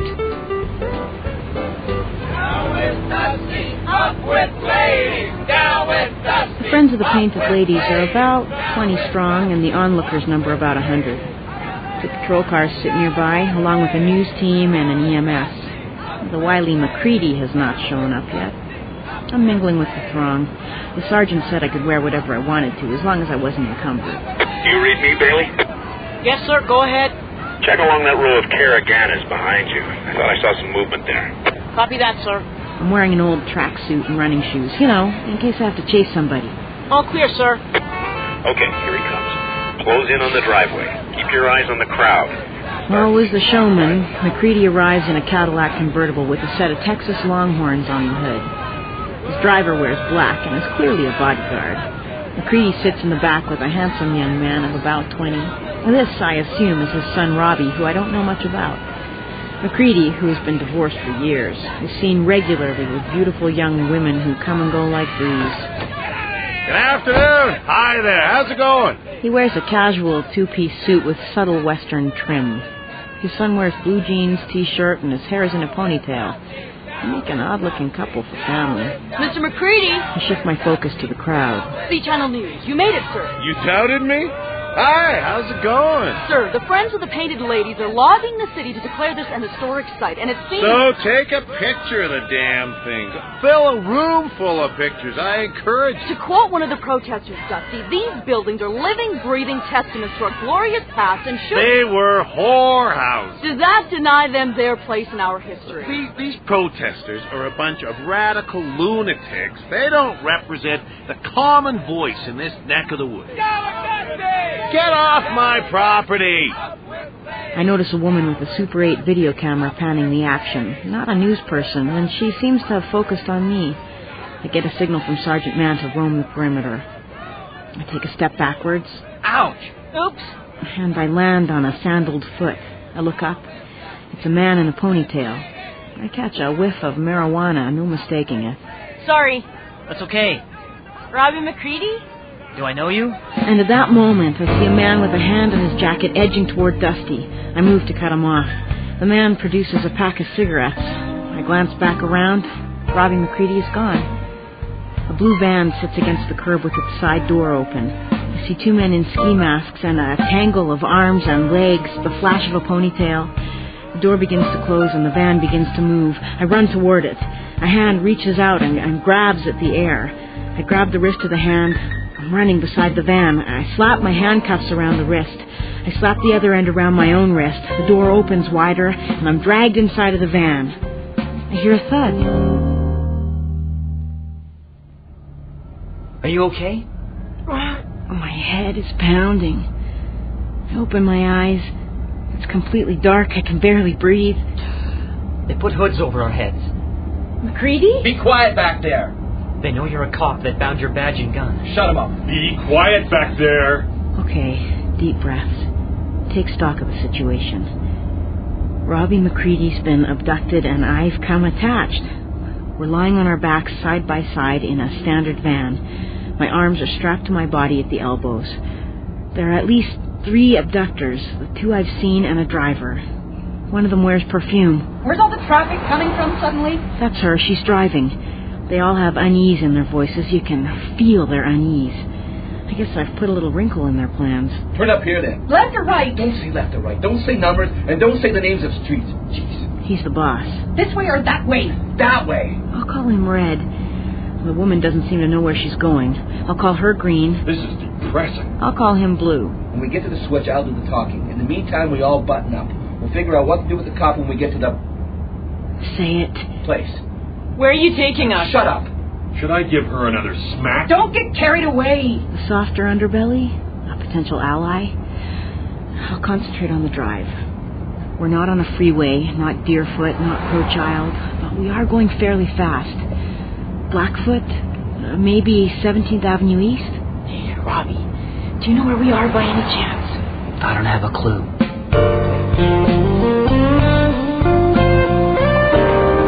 We're all going to get out now. We're going to take about 3 steps and go in through another door of the same size. No talking, no struggle. You both got that? I got it. Permission to say something without getting smacked. What? Kidnapping is a serious crime. You could spend up to 15 years... Shut up! Let's do it. So much for the fear tactic. Grab their feet and drag them out. Get them inside. Hurry! You have to do everything I say, Robbie. I have to have complete control. Do you promise me? Sure. Do you have any idea who these people are? Not a clue. The key to my cast is in... Let's move it. We've been on the road in the second van for about 20 minutes. Nobody has said anything. We gotta get a hacksaw somewhere. This is not what I had in mind. So the stakes have been raised. Big deal. It'll make us feel that much better about it. Isn't that right, McCready? My dad will have you bullwhipped. Keep them talking. That's what the manual says. What are you people after? If you don't keep your mouth shut, I'm gonna tape it shut. And so why didn't he do that in the first place? They don't seem very prepared for this, and that's both good and bad. We're gonna be bullwhipped. I think we're getting close. Yeah. We're in some kind of warehouse, up one flight of stairs. I don't think the place has been open to the outside air very recently. Our feet echo in a larger, outer space, and we are now being taken into a smaller room off that space. We are sat on a metal bench of some kind and strapped to that bench by our legs. My wrist is rubbed raw from the cuffs, and I'm sweating like crazy inside of this bloody hood. You can scream all you want to. You'll never be heard. I'll be back in a few minutes. How are you doing, Robbie? Everything happened so fast. It's all a bit of a blur right now. Try to describe it to me. I got grabbed around the mouth from behind, felt a gun in my back, and somebody said, walk backwards. Next thing I knew, I was inside of a van, with a hood over my head. I reached my hand through the door. I felt something go around my wrist. Then, presto, a pretty woman was lying on top of me. How could you tell I was pretty? You exuded it. I was at the rally to watch over your father. He was threatened. Were you aware of that? Yeah. Listen, Robbie, I doubt very much if we have a lot of time together, so we have to make the most of it. I expect they'll cut us apart and I'll be driven away and dumped in a ditch somewhere. And just when we were getting to know each other. You don't seem very afraid. Constable, I'm stoned. This all seems a bit far-fetched to me. How are you doing? I'm suffocating under this hood. Yeah, me too. It smells like rice. Does your hood smell like rice? How's it going in here? Planning your escape? Forget about it. Will you take the hoods off us now? Forget about it. I'm getting dizzy. I have asthma. Do you want me to have an attack? I could die. Cut a hole in it. Hey? Cut a little hole in the hood for her to breathe out of. Just rip it with your fingers. Will it rip? I'll do it. Jeez. I can do it. It's clear these two don't quite get along. There. Thanks. Forget about it. I love saying that. Forget about it. Where's the other guy gone to? He said he was going to make a phone call. Didn't he say that? Patience, Robbo. What are you going to do with me? We're going to cut one of your fingers off and put it in a baggie. I want to talk to you alone. Sure, Petunia. I've been kidnapped. People get killed sometimes when they're kidnapped. I think I might be getting worried. Don't panic. You'll be fine. You think so? Well, I don't suppose your father is going to let anything awful happen to you. I suppose not. You don't sound optimistic. My father doesn't like me. And believe me, nothing can compete with the love he has for his money. It's like a disease with him. I think you're exaggerating. Am I? He's got to be pulling my leg. He's trying to frighten me for some reason. Or maybe he's just feeling really sorry for himself. Or maybe he's... How do you get along with your father, Bailey? Not so good either, I guess. Tell me more. My mother disappeared when I was a teenager, and it drove a big wedge between us. When we get in the same room together, which is hardly ever anymore, it's as cold as a winter's day. I hear you, Bailey. My whole life is a winter's day. What's going on? Who's there? Was there someone in the room with us? Is there someone in the room with us now? I'm an only son. I've had just about everything and anything I've ever wanted, you name it. Go on, name something. The best of educations. He got me into Harvard. I got booted out ages ago. He doesn't know it. My daddy's girlfriends? I've had my turn with every one of them.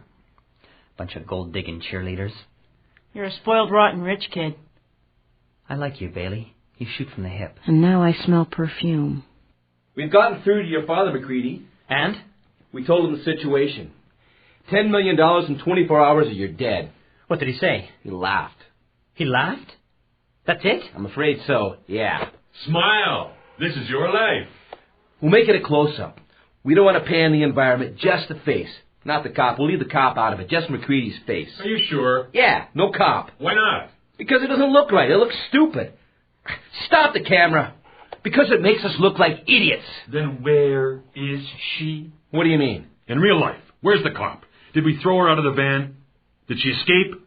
She has a job. She has a family. He has a point. Maybe we killed her. We have that going for us. You know what I'm saying? Nobody knows. They don't know if we don't tell them. We have that over them. Exactly. What if they say there's no deal until the cop goes free? Not if she's dead. She won't go free. We have to think this through. We'll go for the close-up, and we'll think about the cop thing after. Roll the camera. Wait. What now? What you going to say? What are we going to have the kidnapped person say? Shouldn't we write something out or something? How did I get involved in this? Don't look at me like that. He's pleading for his life. It's simple. Look, you're pleading for your life. Got that, McCready? You're talking directly to your father, and you're pleading for your life. What if I won't do it? What do I need to do to convince you? Just do what you're told to do, Robbie. We'll take this one step at a time. Good advice. Roll the friggin' camera. Robbie's plea to his father is short and sweet, and afterwards he becomes very quiet. Something's gone out of him. He's grown distant. I have to get inside his head again. I've been thinking. About what? About my relationship with my dad, and how I think I just gotta confront him one of these days, you know, about the way we are together, about the past, about my mother. Are you trying to give me advice, Bailey? Yeah, I guess I am.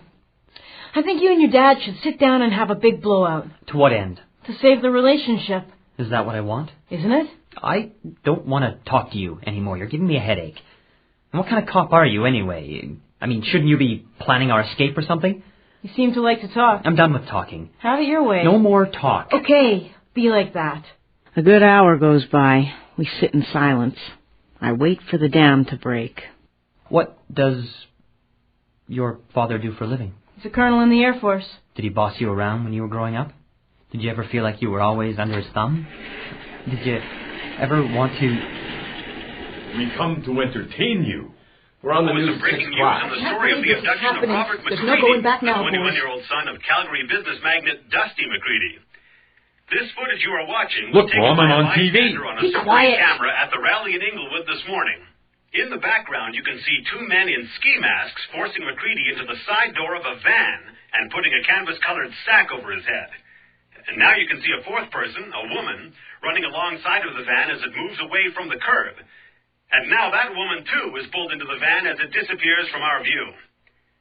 Sergeant Abel Mann of the Calgary Police Service, who was head of security at the rally, was asked about the strange occurrence. I can't say anything at all about that. The images on the video are still being analyzed. Who was the woman who went after the van? As soon as I can tell you, I will. Sergeant, it's Thank been you. rumored. C Channel News, Calgary. I've just been handed a note from our producer. We have another video. Here it comes. It's just arrived to the studio by taxi, apparently. Yes, it's been confirmed. The man on your screen... You could have punched him up or something. He looks too unsullied. You're getting obsessed. Everyone, quiet. I'm okay, Dad. I'm not hurt. I'm just really scared. Nobody's told me what's happening. I don't know where I am. I don't know what these people want. Please help me if you can. I've got tears in my eyes. These people mean business. We mean business. Stop waving that thing around. You're starting to give me the creeps. Lighten up, Dusty Petunia. McCready, Both the of you. millionaire father of the abductee. These no-good sons of bitches don't know who they're dealing with. And neither does he. The city of Calgary has Forget decided about that it. Ramsey... Don't call me Petunia. I hate that. I'm just having some fun. Have it on someone else. I want to talk to you two alone. Come out here. You're the superstar you've always wanted to be, McCready. Out here. What's the matter with you? You guys... Why did you do it, Bailey? Are you people trained to do stuff like that, or do you just watch a lot of Jackie Chan movies? I just reacted. I saw your hand. Describe it to me. Your hand? It looked like a little butterfly trying to fly out through the door. Yeah, that's me all right, little butterfly. Now, when my father was my age, he already worked on the rigs, he played college football, he broke wild horses. He even killed. He killed? He killed my mother. Robbie? He killed her spirit. He may as well have killed her. She's nothing but a drug addict now. I don't even know where she is for sure. The more we talk, the more I find in common with you. Oh, yeah? When I was your age, and it wasn't that long ago, I had a chip on my shoulder the size of a... I mean, you couldn't tell me anything. I was a walking minefield of insecurity and defensiveness and loneliness. And all I wanted to do was lash out, cause pain. Your own pain? Probably. No one there to love you? I don't know. I wouldn't let anybody close enough to find out. Hey, look. If we ever get out of this... Kiss me. Really? I'm too much of a risk to them, Robbie. I'm afraid they might kill me. I really am. Turn your face toward me.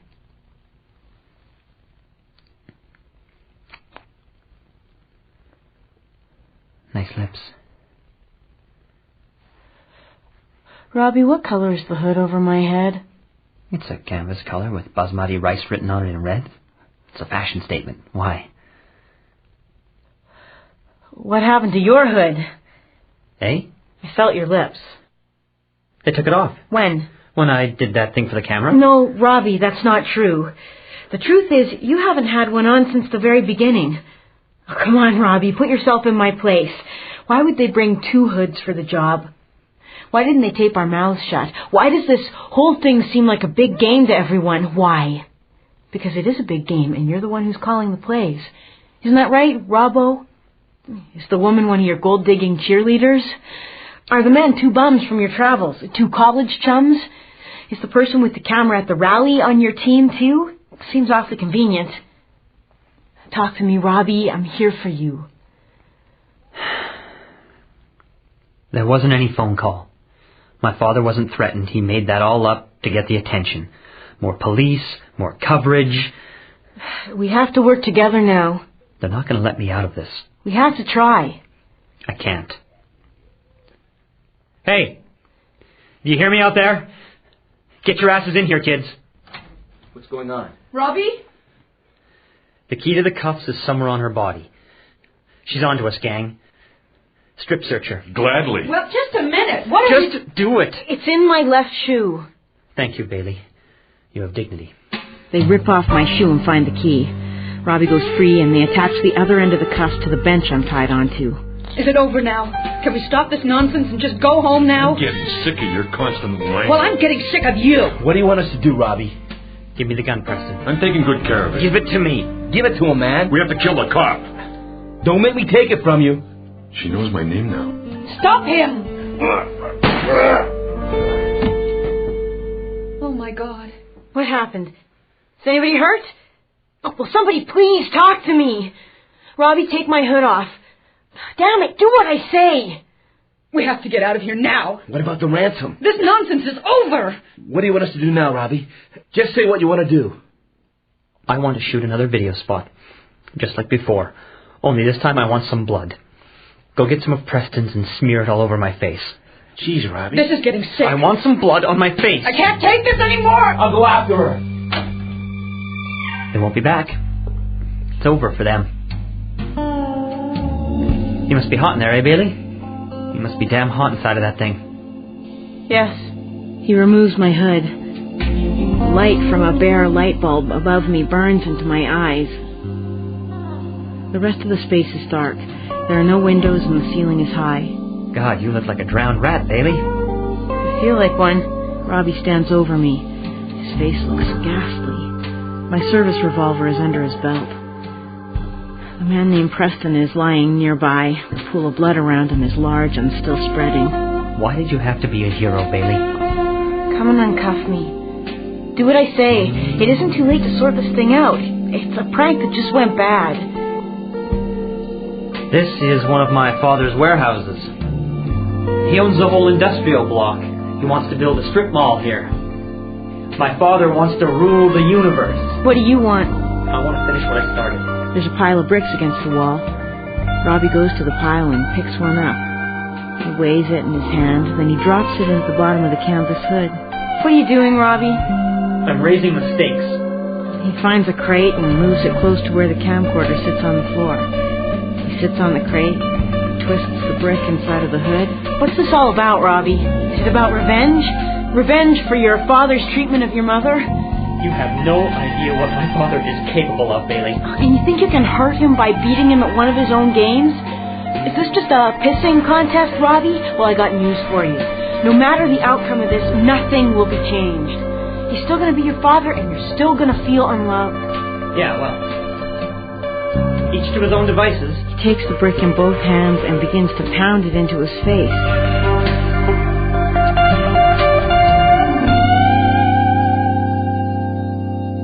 When he's done, his face is a mess, bloody and swollen and streaked with tears. He picks up the camcorder. These people mean business, Dad. If you love me, then help me. If I don't ever see you again, I just want you to know how much I really... It's Dusty McCready. He has a bullwhip in his hand. Looks like I'm late for the showdown, eh? How did you find us, sir? Well, the video they sent. I noticed something in the background. You amateurs. Are you okay? Yeah. Are you sure? Yeah, I'm okay.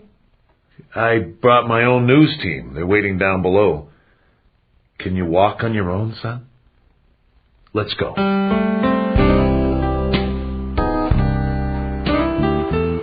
I'm standing with Sergeant Mann beside the river where the kidnapper's first band still sits. We tracked it down by boat. It wasn't hard to find. There's a big sign directly across the river naming the construction site. It says, Riverside Condominiums, a McCready development project. McCready wouldn't cooperate with us. He said he could handle things his own way. I'm not surprised. He's announced to the media he's entering politics. He says he's been humbled by the ordeal with his son and feels he has much to offer the community on the topic of family values. And at his own expense, he's going to have the 3 painted ladies dismantled in sections and moved to Heritage Park. What's he going to do with the land? He says he'd like to take it to the people to decide. Brilliant.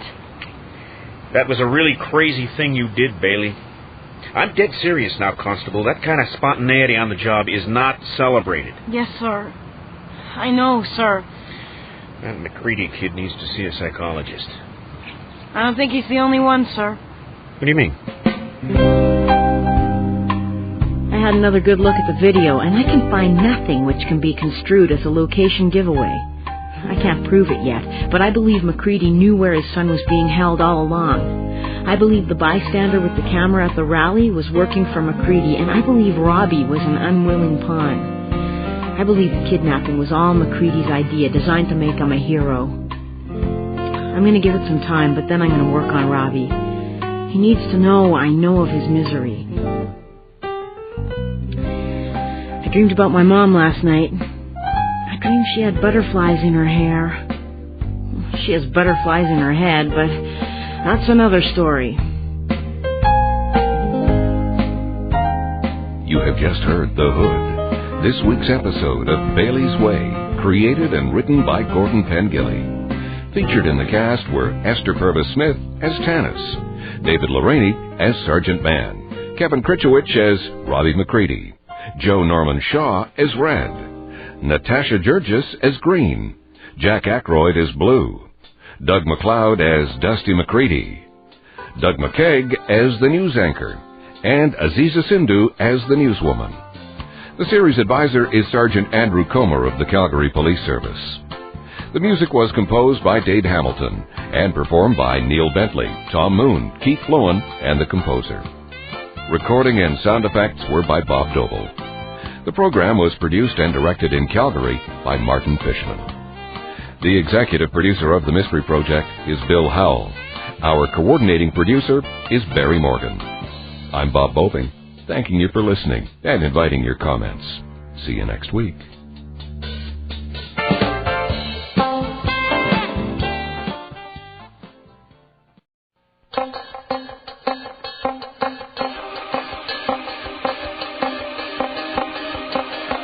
Hi, gang. Bob Boping with you for the Mystery Project. Tonight, the final episode of Bailey's Way by Gordon Pengilly. While Tanis Bailey does her best to hide shock and surprise in her job as a police officer, this time her facade is shattered by events. The case is called Exit Candy Forest, starring Esther Purves Smith. You look kind of haggard, Ray. That homicide I'm on is really stretching me out. You want to run it by me? I don't know. You always have a way of getting entangled. I'm meeting Donaldson for a coffee up at Caruso's. It's the first time we've been together socially since the night he got shot. I'm trying to keep it light. So, what about this weather we're having lately, huh? Okay, you win. The former beauty pageant queen, wannabe actress, is found strangled to death beneath the loading dock. Of the Performing Arts Center? Yeah, next to the 9th Avenue stage door. Was Candy Forrest her real name? Her purse is dumped out. Looks like she's been robbed. Some people's parents, huh? Autopsy reveals she's 2 months pregnant. Not married. No witnesses, no suspects. Who found the body? A dog. But not just any dog. What's playing at Theatre Calgary right now? The Wizard of Oz. Ding, ding, ding. Toto. Right. One of the stagehands took Toto out for a piss during practice, and the dog found the body. Rehearsal. Hey? You call it rehearsal, not practice. Oh, as if it matters. What was the victim doing there? Well, nobody knows. She lives alone. She hadn't left any messages anywhere. Who knew she was pregnant? Nobody. Boyfriend, boyfriends? Not that I can find. Hello? Oh, hi, Sergeant Mann. Go ahead. Say that again, sir? Are you sure they meant me, sir? I'll be right there. What's up, Ace? Your face is white. Tanis?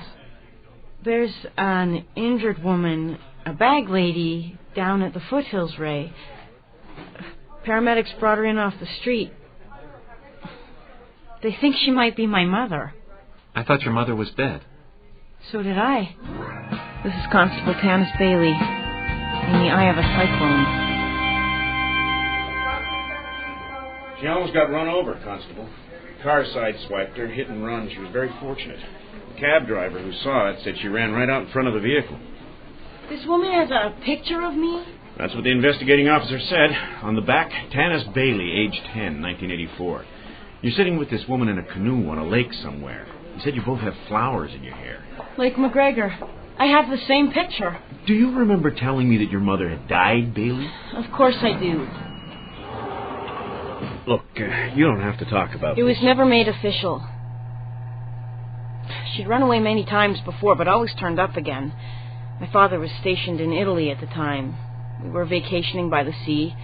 She went off for a walk by herself and vanished into thin air. Here's the room. Oh, God. She's sleeping. Is she your mother? Do you recognize her? Should I turn the lamp on? Look, if you're doing this on purpose, Bailey... Hello?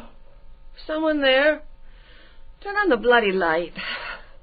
Someone in this room with me? Oh, my God. Who the hell are you? I'm Tanis. I'm your daughter.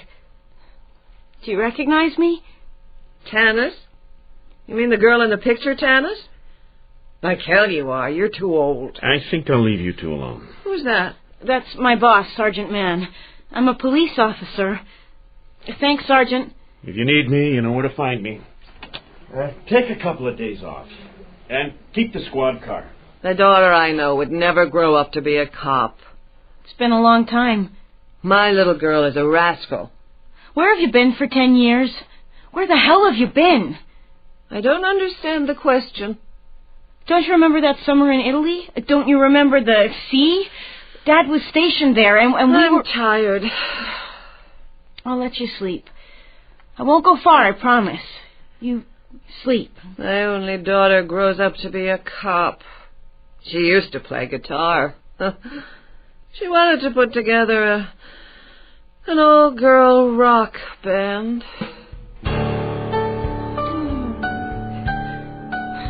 You're home now, Mommy. I want details, Tom. Go. Okay, well, when I get to the scene of the mishap, there's already a small crowd around them. She hasn't been moved. She's lying exactly where she'd been struck, about, 5 feet off the curb. Off the curb where? Where are we talking? Oh, near the corner of 9th Avenue and McLeod Trail, right near Theatre Calgary. Go on. Well, she's conscious, but not focused. I check for the injury, then we move her into the unit. The investigating officer finds that picture in her coat, and he recognizes your name on the back, and that's about it. She was bumped pretty hard, but she's obviously resilient. Did she say anything? As a matter of fact, she did. She said she saw a spaceman. She said the spaceman was chasing her. A spaceman? I'm pretty sure that's what she said. Anything else? Well, she kept smacking herself in the head. What are you talking about? With the heel of her hand in the middle of her forehead. You know, as if she was trying to jar something loose. She was going whack, whack. I don't find that very funny. They're going to keep her overnight for observation. What a mind blower. Yeah. So what happens next? What are you going to do? I'm going to take her home with me. She's my mother. What'd you think I'd do, have her bronzed? You're surprisingly calm about this, Ace. I mean, you don't sound very emotional or anything. How's your homicide going? I'm going to see the landlady of the apartment building where Candy Forrest lived. She said the victim had a regular visitor, a woman with big red hair. Sounds like a lead. Maybe. I have to go now, Ray. They're bringing up some supper. I want to be there when she wakes up. Sure. Hey, look, if there's anything I can do... Thanks. Yeah, I'll be in touch. Emotional? I feel like a bloody volcano. You're hungry. That's good. I'm starving. The chicken looks good. It's good. Do you know why you're here, Mom? Do you remember getting bumped by a car? Bumped? The bloody bastard ran over me. The doctor said you're going to be fine. Bumped. Where have you been, Mom? What do you mean? You vanished 10 years ago without a bloody trace. I thought you were dead. Take the tray. Just before that bloody car mowed me down, I was being chased by someone. By who, Mom? There's a dumpster back there. I was looking in it. What dumpster? Where at? Does that embarrass you? Don't let it. People throw away perfectly useful items. Only part of the world lives out in the open. You know that. You're a cop. You see the other world, the secret one. You've always seen it, even when you were small. You have the same eyes, I'll grant you that. A cop. Sort of fell into your papa's footsteps, huh? Oh, well, at least you don't go around beating up on third world nations. You do good work, I know that. Now, paramedics, they do good work. Tom, yeah, the paramedic. He came and helped you after that bastard ran over you. You heard about that, huh? Yeah, he said that you told him you were being chased. No doubt about it. Who was it? People kept thrown into cellars for saying things like this. In medieval times, they threw you in boiling oil. Was he a spaceman? I expect so. Why was he chasing you? I've already forgotten that part. Generally, I can only hold on to a few things at a time before they start to dwindle. Oh, I think it must have been serious, though. And then you ran down the sidewalk and into the street? How? I still remember that. I'm going to let you rest now, Mom. You're a good girl. We'll get you out of here soon, I promise. Hey, what are you doing in there? Can't you see the yellow tape? This whole area... Hi, Donaldson. Tanis? Are you crazy? Yeah, probably. What the hell are you doing? I don't know. Looking around. What night did Candy Forrest get strangled? Tuesday. That's what I thought. Why?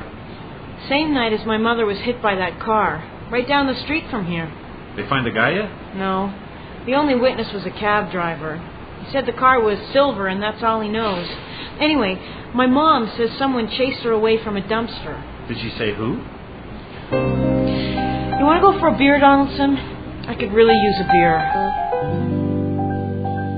So this is where all the actors and artists hang out, eh? I guess so. Artsy-fartsy. Have you ever been to a play? I saw Oklahoma when I was about 10. Have you? I went to a few plays in Europe when we were living there. Mom liked the theater, art galleries, music, all the freaky stuff. God, Ray, I'll live to be 100 before I understand how my parents ever got together. So where's she been for the last decade? She either doesn't know or she won't say. I can't tell which. Memory seems obstructed at times. Who chased her away from the dumpster? I'm still working on that. It's possible she made it up or just imagined it. I'll let you talk to her as soon as she gets some more strength back. You'll let me? You know what I mean. I'm dealing with a murder here, eh? And I'll do nothing to stand in your way. I've been asking about her, and you know what? None of the regular street people around here have ever even seen her before. It's like she dropped in from nowhere, just materialized. And another thing, Ray. Her hands. What about them? They're smooth. They're smooth and clean. There's not even any dirt under her fingernails. Maybe she wears gloves. I don't think so. So what are you getting at then? I don't know.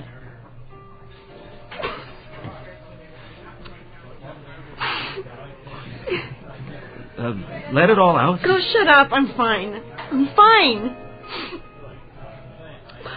There, I'm done.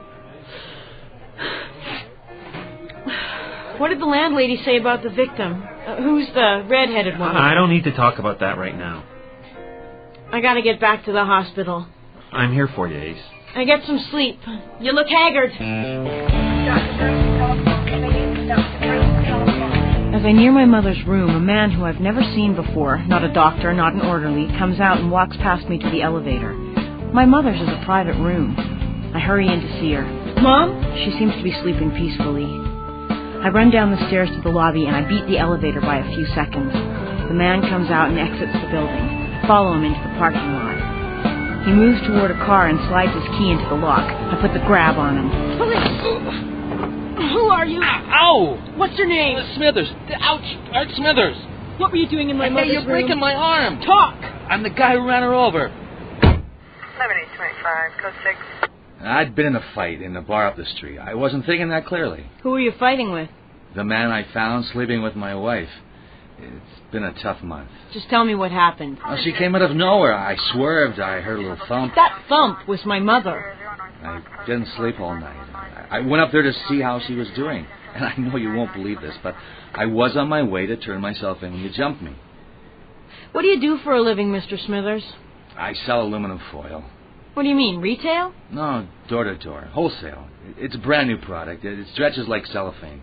What's the company called? Truesdale. The stuff is called Silver Stretch. It's going places. So are you. 1041. I take Smithers downtown, and then I look up Truesdale. They have a warehouse in the deep southeast of Calgary. I go to check on Smithers, ask the usual questions. Is he a jerk? Is he crazy? Has anybody ever wanted to rip his eyeballs out except me? You know. And according to his boss, he seems to be a pretty ordinary guy with a few ordinary domestic problems. His marriage, his drinking problem, his temper. And on the way back to my car, I see 3 of their salesmen having a smoke in the parking lot. They all wear silver 3-piece suits. What do you mean she can't go home yet? We'd like to do some more tests, officer. You said she was fine. Please, officer. What kind of tests? We've taken her down to the psychiatric unit where she will undergo a few simple tests. What do you mean undergo? Maybe we should go sit in my office. Would you like to go have a coffee? No, I want to see my mother. Well, that's just it, officer. We would like you not to see her right now. What the hell does that mean? This kind of assessment is perfectly routine. We would really like to have your cooperation. My mother's not insane. She's just confused. Okay, she has a few screws loose, but why does that mean I can't see her? I want to take her home. She belongs with me there. I'm her daughter, for Pete's sake. There you are. So good to see you, sweetie. Come here. Hi, Dad. How does she seem to you, Tanis? Perplexed. A bit apprehensive, maybe. Sort of the same, actually. Still pretty weird. Still beautiful. You must have been shocked. To put it mildly. Well, I'm glad she wasn't killed. You're glad she wasn't killed? Gee whizzikers, Dad. That's very magnanimous of you. Did I say something wrong? Never mind. I'm glad she wasn't killed. Good. You can tell her that yourself. How are you feeling about seeing her anyway? I don't know. What are your feelings, Dad? I don't know. They're all mixed up. I understand. I guess. How long does she have to spend with those damn mental doctors? They never did her any good in the past. I don't see how they can do her any good now. So how's the Air Force doing? We need more money. Technology is falling behind. The Americans still laugh at us. I'm going to retire. Mom will be glad to hear that. I think. Drop me at a hotel somewhere, Tanis. I have to build up some courage for this. Can I talk to you for a moment, sir? Sure, Bailey. Come in and shut the door. Have a seat. Thanks. So, how's everything going? It's hard to put into words, sir. My father just arrived from Ottawa. My mom's getting her brain tested, and I'm sort of flapping in the wind. How can I help you? Sir, after my mom gets out of the hospital, and after she comes home with me, and after she and my dad come to whatever terms they eventually have to come to, well, sir, then I think it might be befitting of me to make a big change. I'm thinking of leaving the service, sir. You want me to sit here and talk you out of it? Do I seem like I do? You're a damn good cop. But I never quite feel like a cop, sir. Is that important? What's a cop supposed to feel like? What do you feel like? Well, I feel like a middle-aged guy named Abel Mann, who used to be a kid named Abel Mann, who is sometimes happy, sometimes sad, and sometimes just confused. I just feel like me. Oh. You wanted something more profound? Beats me what I want. Sir, when your parents named you Abel, do you think there were... Get out of here. Thank you, sir.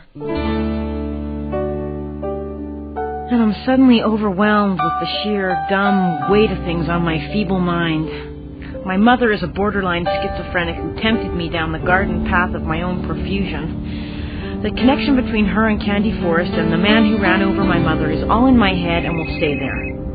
Hello? Oh, hi, Ray. What's up? I was just heading back to the hospital. My dad's in town now.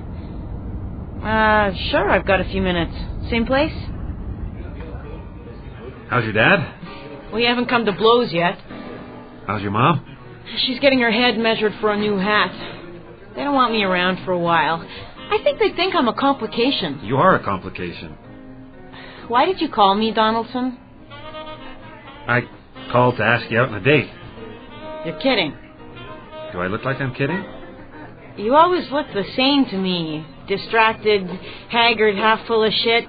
You're serious, aren't you? Is that a yes? Your timing is really... Bad, huh? Yeah. Oh, okay, no problem. I just thought we could both use a night out and away from... What did you have in mind? Really? I don't know. Any ideas? Let's go to the Wizard of Oz. Let's watch Dorothy kick the crap out of that witch. I'll get the tickets. But we're not going to end up in bed together, right? We're just going to have a few laughs together, maybe have some dinner. Right? We won't even touch. Okay. Good. So how's that murder thing going? Oh, yeah. Forensic found something weird. They found some fibers of titanium in Candy Forrest's hair. Titanium? Rocket ships are made of titanium. Tennis rackets, fly rods, hip waders, golf clubs. She was clobbered with a golf club? No, she was strangled. That's conclusive. So what's so groovy about titanium, then? It's used to make things bend and stretch. Oh, yeah? Hello? Yeah, this is she. Is there something wrong with her? Oh, okay, I'll be right there, thanks. My mother is asking for me. Take me with you. No, I'll meet you here later. And wear something nice for a change. I mean, like we're going to the theater, eh?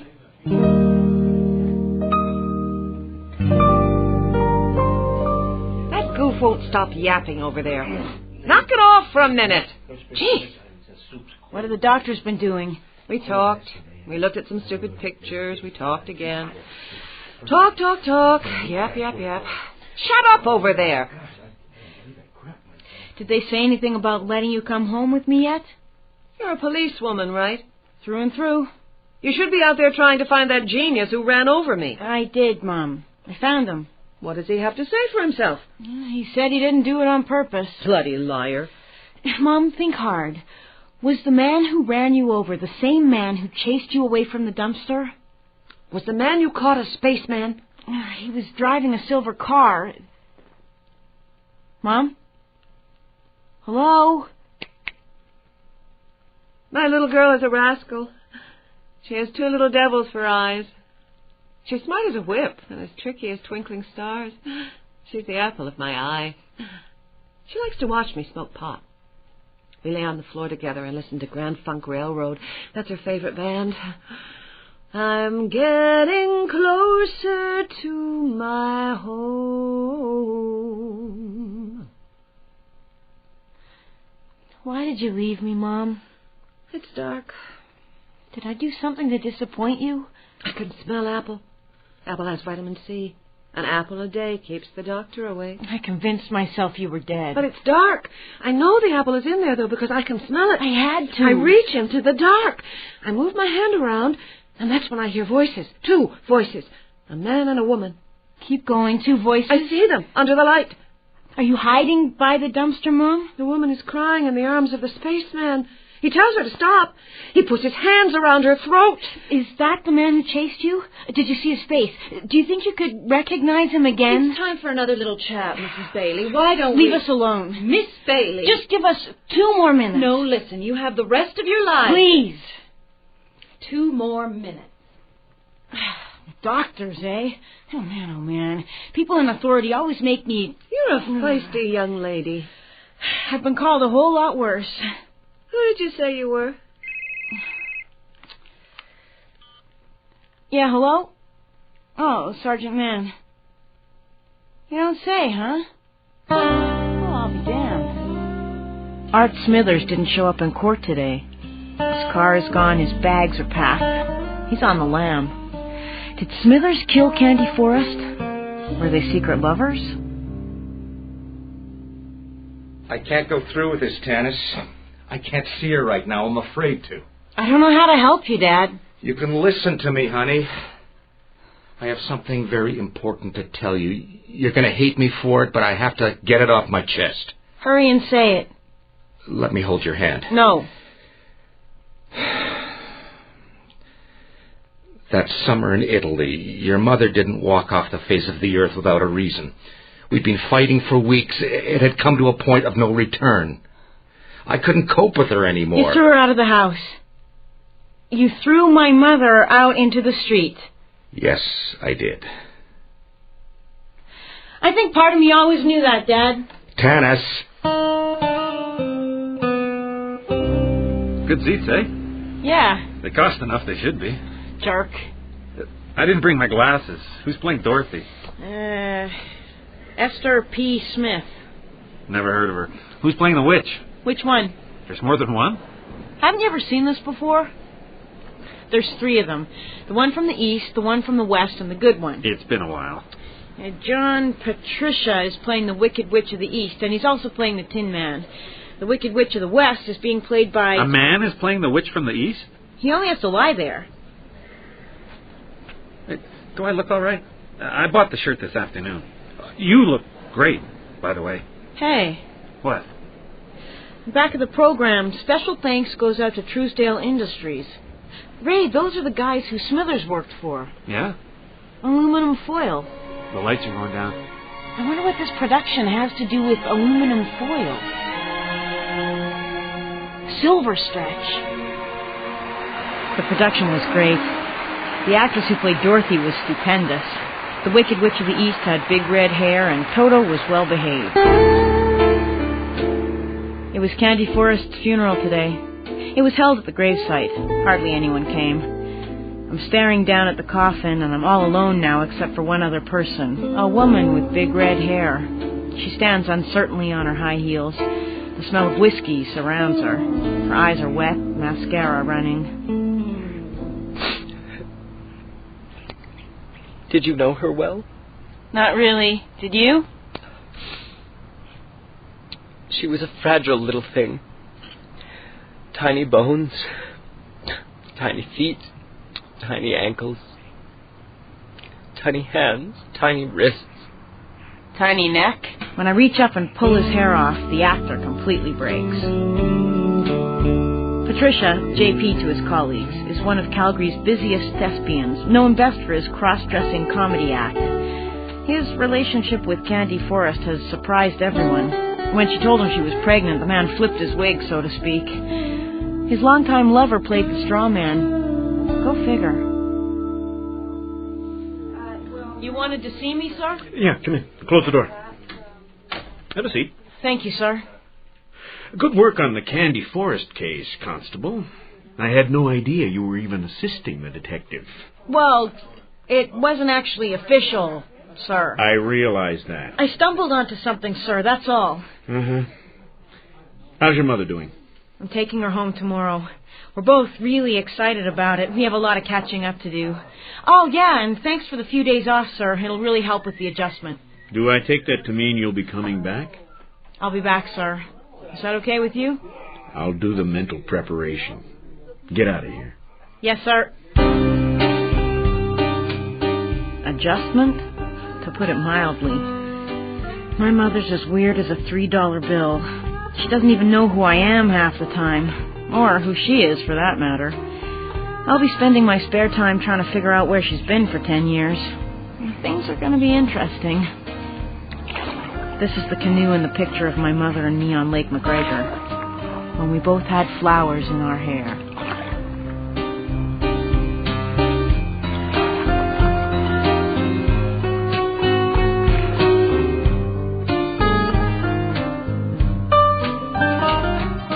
You have just heard Exit Candy Forrest, the final episode of Bailey's Way, created and written by Gordon Pengilly. Featured in the cast were Esther Purves Smith as Tanis, Grant Linneberg as Ray Donaldson, David LeReaney as Sergeant Mann, Donna Belleville as Mrs. Bailey, Russell Moore as Art Smithers, Paul Coor as Tom, Lindsay Burns as the Doctor, Mark Bellamy as John Patricia, and John Wright as Colonel Bailey. The series advisor is Sergeant Andrew Comer of the Calgary Police Service. The music was composed by Dave Hamilton and performed by Neil Bentley, Tom Moon, Bob Foster, and the composer. Recording and sound effects were by Bob Doble. The program was produced and directed in Calgary by Martin Fishman. The executive producer of the Mystery Project is Bill Howell. Our coordinating producer is Barry Morgan. I'm Bob Boving, thanking you for listening and inviting your comments. See you next week.